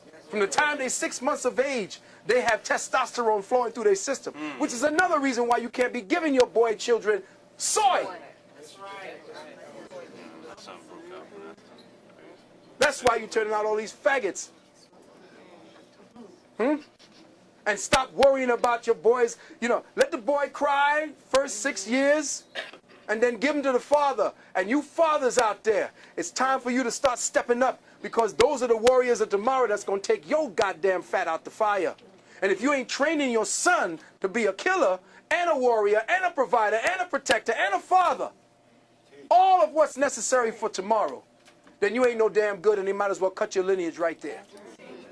So the idea of what's getting ready to come down now is that between you and me, sister, making love ain't just about getting some nuts off anymore. Making love is one of the most powerful energies out there, but they got you doing it for all the wrong reasons, with all the wrong reasons in mind. And see, the thing is, crackers need the sex energy to keep the diversion away from the spiritual energy. You can make love spiritually. Now, the thing is, the personal me is what is the magnetic force that takes the impersonal I energy and manifests it through her mind. Now, you sit down with your queen, or whatever queen you have with you, because it don't matter right now. If there's a sister and a brother, and sisters, I'm up against the wall, but I know the whole manifested universe is polygamist. Let me say that again, sisters. The whole universe is polygamist. And the problem here in America is that you could listen on the other end of the phone to your good friend who you call your sister about her problems with a goddamn man beating on her, with her one child. You got a good man at home. A good man, and you love this sister. That's not African, that you can listen to her misery and crying and then hang up and then go back about your business, cuddling up with your man. If you know there's a woman out there with a child, especially a boy child, and she's suffering every day and she's your good friend, what happened to the times when you would take that woman in, sit down, and join her to your family so that that child could have a father, if he is a good man? Today we don't have that. The whole goddamn universe is polygamous. Our solar system is polygamist. The damn thing got 10 planets flying around it. One sun, 10 planets, serving all, giving his light and his seed to every one of them, warming them, nourishing them, giving them the light. And that was what Africa was about. And you forgot it. Now, let's get back to the point. When you make love to your woman, you sit down with her and you speak to her. And brothers, understand, overstand, and understand the years I have taken to study this beautiful system called female, woman. She fiends for words.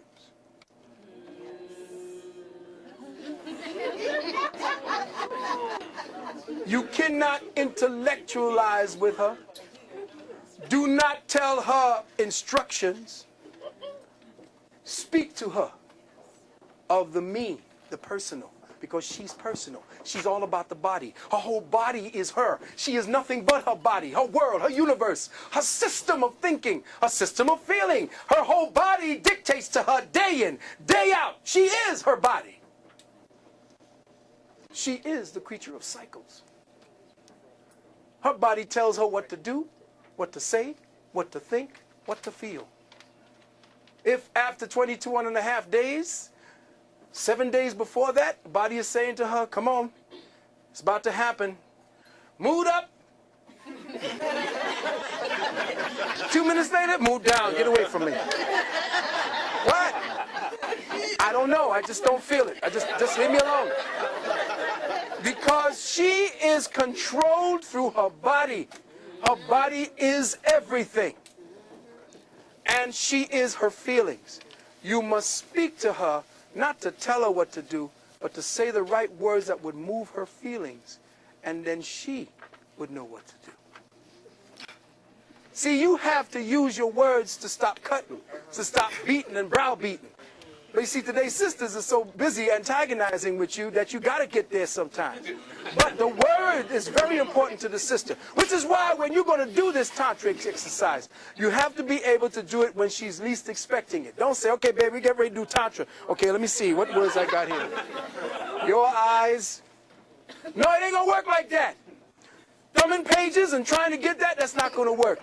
You got to do it when she least expects it. That's why the flowers, or what are these? Oh. You got to switch her mind over because she is one who is into what they call multitasking, which is why she can carry 4 and 5 conversations at the same time. Here you are, brother, talking about something. You think you're manifesting some information. Boom, yes, let's stay along this line. And she's over here on something else. Wait a minute. Wait, I'm over here. I'm talking over here. Don't you remember? She's over here talking about something else. Quite comfortable. Because women do not talk to get to a point. They talk because they like to talk. And if you come in with a point, you're messing it up. That's why they say you don't understand me, you're selfish. If you try to tell me, you do this, do this, do this. It's simple. No, it's not. You don't understand. Okay, I don't understand it.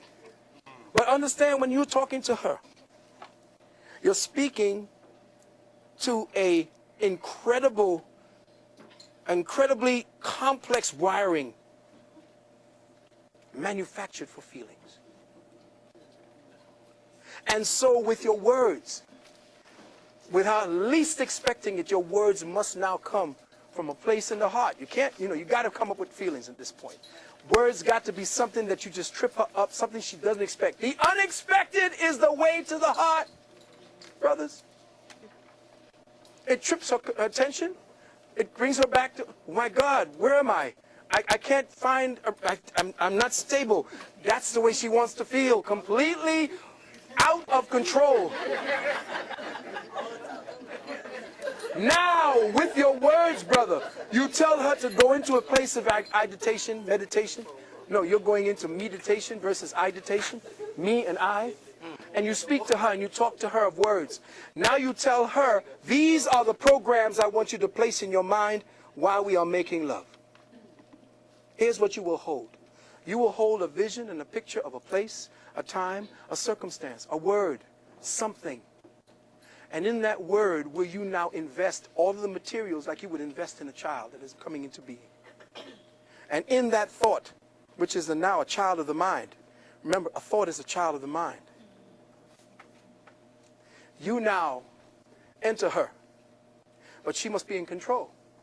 Because for her to keep it, she must be in control. Therefore, she must be on top. So you sit down and let her sit over you. As you sit over her, or she sits over you, the Kundalini energy right above the anus, right there. You start playing with that area. Let her find a spot, what they call a G spot. Could you imagine white people naming certain parts of the female body after themselves? The G spot. She will find a place along the yoni, right back behind the clitoris, that little rough pad back there. When she finds that, sisters, you keep the programming that was agreed upon as you begin to feel the sexual energy build inside of your body. What you are doing with that sexual energy is that you are giving life to the thought. The more you keep the energy, this is practice, the more you see, so it's going to be fun. So you keep the energy. Sister, keep the fold, keep the focus. As it's building, you're going to start feeling it. And you can tell when you get it. Brothers, you are the scientist. You are the one that's controlling the energy in her body. You're watching the energy flow. As she takes off, you begin to see where the energy is because you'll watch it. If you're watching her body from here, you will see the body the aura begins to change from here to the heart chakra. And then all of a sudden you look at the nipples, they begin to grow. You know the energy is in the breasts. And then all of a sudden it starts going into the arms. When it reaches the head, what happens, brothers?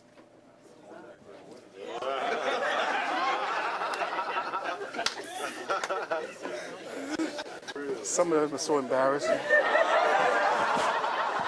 Right? But when it's in the head, then that's when you start focusing in on her. And you pull her to you and you tell her, you reinforce the dream. You reinforce the image, the vision. And she's keeping it. Meanwhile, brothers, as you're saying this, you got to stay hard now. Because two minds is not, cool. Because remember, when you don't want to come, baseball, weird shit, don't exist. It's like, okay, baseball, cars, what am I thinking about? See, because when you're starting to think of something else, you can't keep the soldiers, at attention. So what you have to do is to be of two minds. And you have to maintain that. And I bet you can heal yourself, sisters, in the womb. You can heal headaches, fibroids. You can heal migraines. Yes, there are specific positions I can show you that gets rid of migraines. That gets rid of heartburns and gas and all kinds of sickness. You don't want the gas part, but you want to deal with the sickness and the heartburn right in that area. Lung problems, eye problems, strengthening the eyes. There are positions for that. But to get the vision in the mind of the female so that she becomes the soil to your vision as you begin to make love, then you are scientifically using that act as a way to change history, change your dynamic, change your whole body's energy. And you're not exhausting yourself, brother. Don't lose your seed. That's another way to stay strong. Hold it. In fact, as she is excited, she is flowing. Remember, she changes fluids every month. So she has got this copious amount of materials that she could give to you. And what do? Through breathing, through the Karitsa, through that Tantra, the hole at the top of the stalk, the jade stalk. You can breathe. There's certain disruptive breathing that will turn the outflowing energy into an in-pulling energy. And you could start sucking up her energy and her essences. And when you pull out, She's laid out. Sure. And every one of your muscles are pumping up. And you feel better than if you're exhausted. You come out of it not like, goddamn. You come out of it feeling refreshed. Your head is clear. What do you call it? All of your seeds are going back up. What? The River Jordan. See, you didn't know where the River Jordan was. It's right here in your spine. To the Sea of Galilee. Where John, or Ion, or the Ionic field, baptized Jesus, the Redeemer. See, you don't know that everything in the Bible is actually a takeoff of what you do every day when you draw breath. Every day when you draw breath. So what am I saying, brothers and sisters? I can go on forever. Yes, we got to do something. We're going to shut it down. We got to close it down. What I'm saying, we got 15 minutes. Yeah, we got 15 minutes, and then we're going to rearrange the room. Right. And provide a new energy for Sister Q. Okay, I'm sorry. That's right, I'm sorry. Okay, 15 minutes. We're closing it out now. We'll be doing consultations. I have 100 of my tape lists here. You could pass them around. I didn't bring any tapes. I have over 120 of them, so I can carry them around. What I do have is a tape list of about 46 of the titles. And these 46 titles, you can look around and see which ones that you want out of them, and just give me a call. They go from anywhere between 3 and 11 hours of talking, so yeah, right. Okay, so what I'm going to do is, I didn't want to come off of the situation. If there's any question that you have, any question you have dealing with the circumstance we were talking about today in African spirituality, or the circumstance we were talking about dealing with light code lockdown, let's do it very quickly now, very short. All right, someone dropped some information on me. Said when you look at the encyclopedia for the President of the United States, they always say the President of the United States and never say United States Of America, exactly. Found on that. Well, the President of the United States is a CEO. He's just working for the international bankers. He's the meat puppet. They have their hands up George Bush's ass and somebody's moving it. He's like a Muppet. He doesn't have any say-so. He just does what he's told, essentially. Yes, sister was back there than you. Yes? Could you speak on the relevance of understanding the cycles of time in the great year, and if the year 2012, what relevance that has? Beautiful. About today? Just did a tape on that. I'll be doing that, the second part of it, I just did it in London. The great year is coming full circle at this time. The actual date for the time when we get ready to enter into the void, and I didn't get a chance to talk to you about the void. The great void that the Olmec Mayan masters were talking about is October the 28th, 2011. That's when we begin to enter the void. 2012, we will probably be in it pretty much for the 3 days of darkness. The significance of that is that the Earth is going through a magnetic shift. In fact, we just got substantiated last week that NASA said that the Earth has slowed down substantially, which means that when the magnetic energy drops, the electrical energy rises, which means consciousness will quicken everyone. And where you are, the level of consciousness that you're on, that's where you're going to be operating from. So if you got the mindset of an onion, that's exactly where you're going to be thinking. That's why it behooves you to start dealing with some of the, oh, by the way, oxygen levels on the planet will drop substantially over the next 7 years because of what's getting ready to happen. The slowing of the Earth, the pollution, the passing by of Hoculibus. Hoculibus is a planet that appears every time we get ready to come out of the cycle of the last root race. We are dying of this is the 5th root race, it's dying. The next root race is coming in, and this planet called Hoculibus is always here at the beginning when we're entering into Aquarius. That means there's going to be upheavals, you're going to see volcanoes, tsunamis, excuse me? Yes, the progression of the equinoxes. We're talking about going into the Aquarian age, which is the time when we're going to be 2,165 years in Aquarius. But every time we enter the first stages of Aquarius, there's great upheaval, madness, the falling down of all of the last cycles of the races that came before them. So now we have to be prepared. If you wish to get into the nutrients that I've discovered and I've researched that you're going to need to be able to deal with the heavy level of oxidate, what do you call that stuff that they deal with, antioxidants against that? Free radicals. Free radicals. The free radicals are going to be rising on this, especially in cities. So if you want, I will give you a website you could go up to. It's called Young Living, YOUNG living.com. All right? If you want to peruse, if you want to order, take this number down, 816-764. That's the one I was using for me. If you want to order, put down, what's the name of that? See, I don't know too much about it because I'm not into pushing products. But you put down 816-764. That's my number. Go through it, look at it, and look for this product called Ninja, N-I-N-G-X-I-A.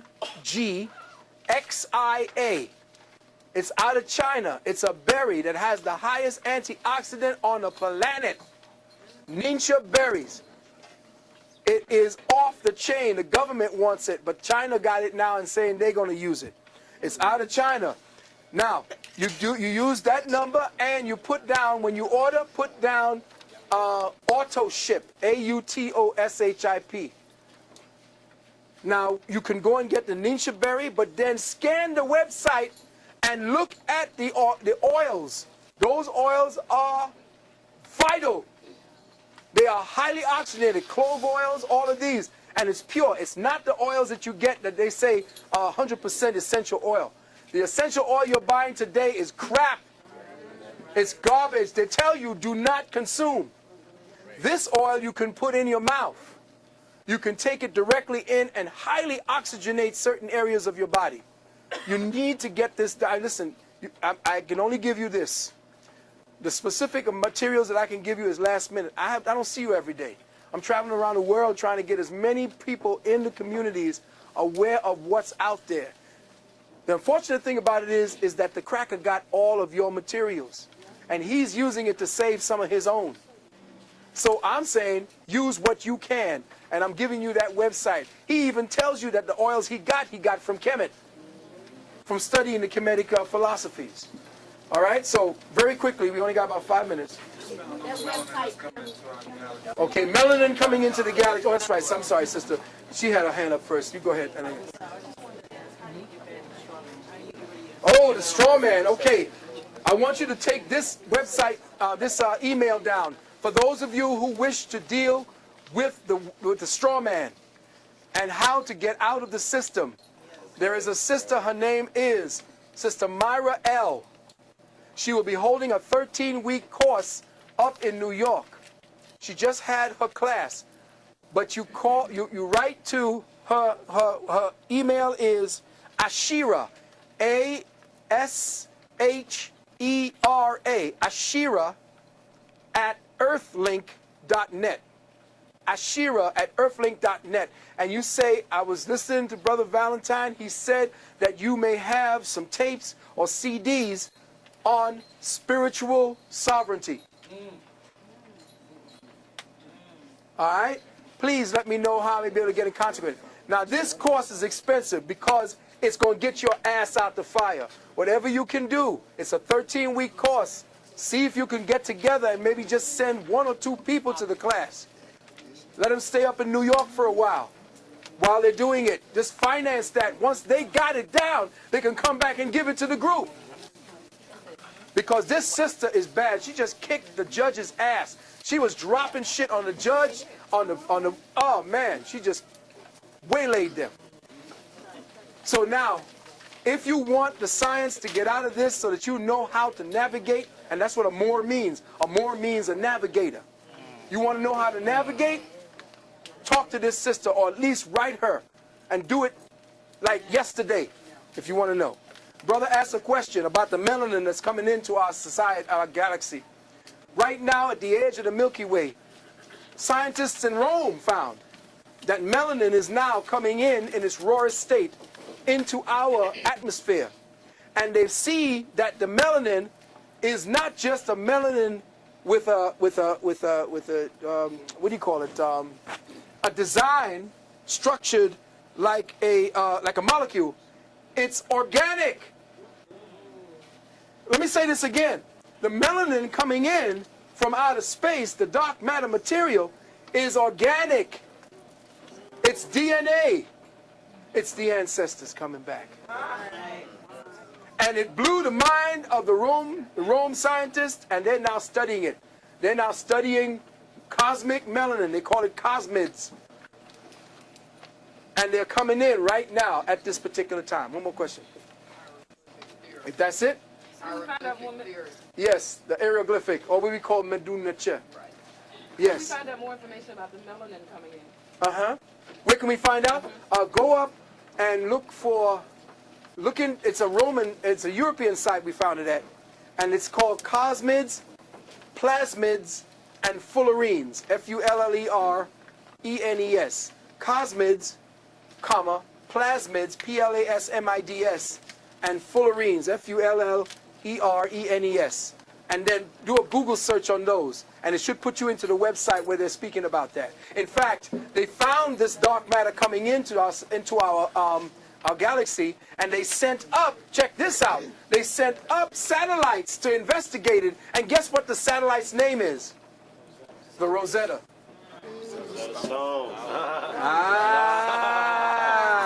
Check it out. And it's going to be broadcasting this information back in 2006.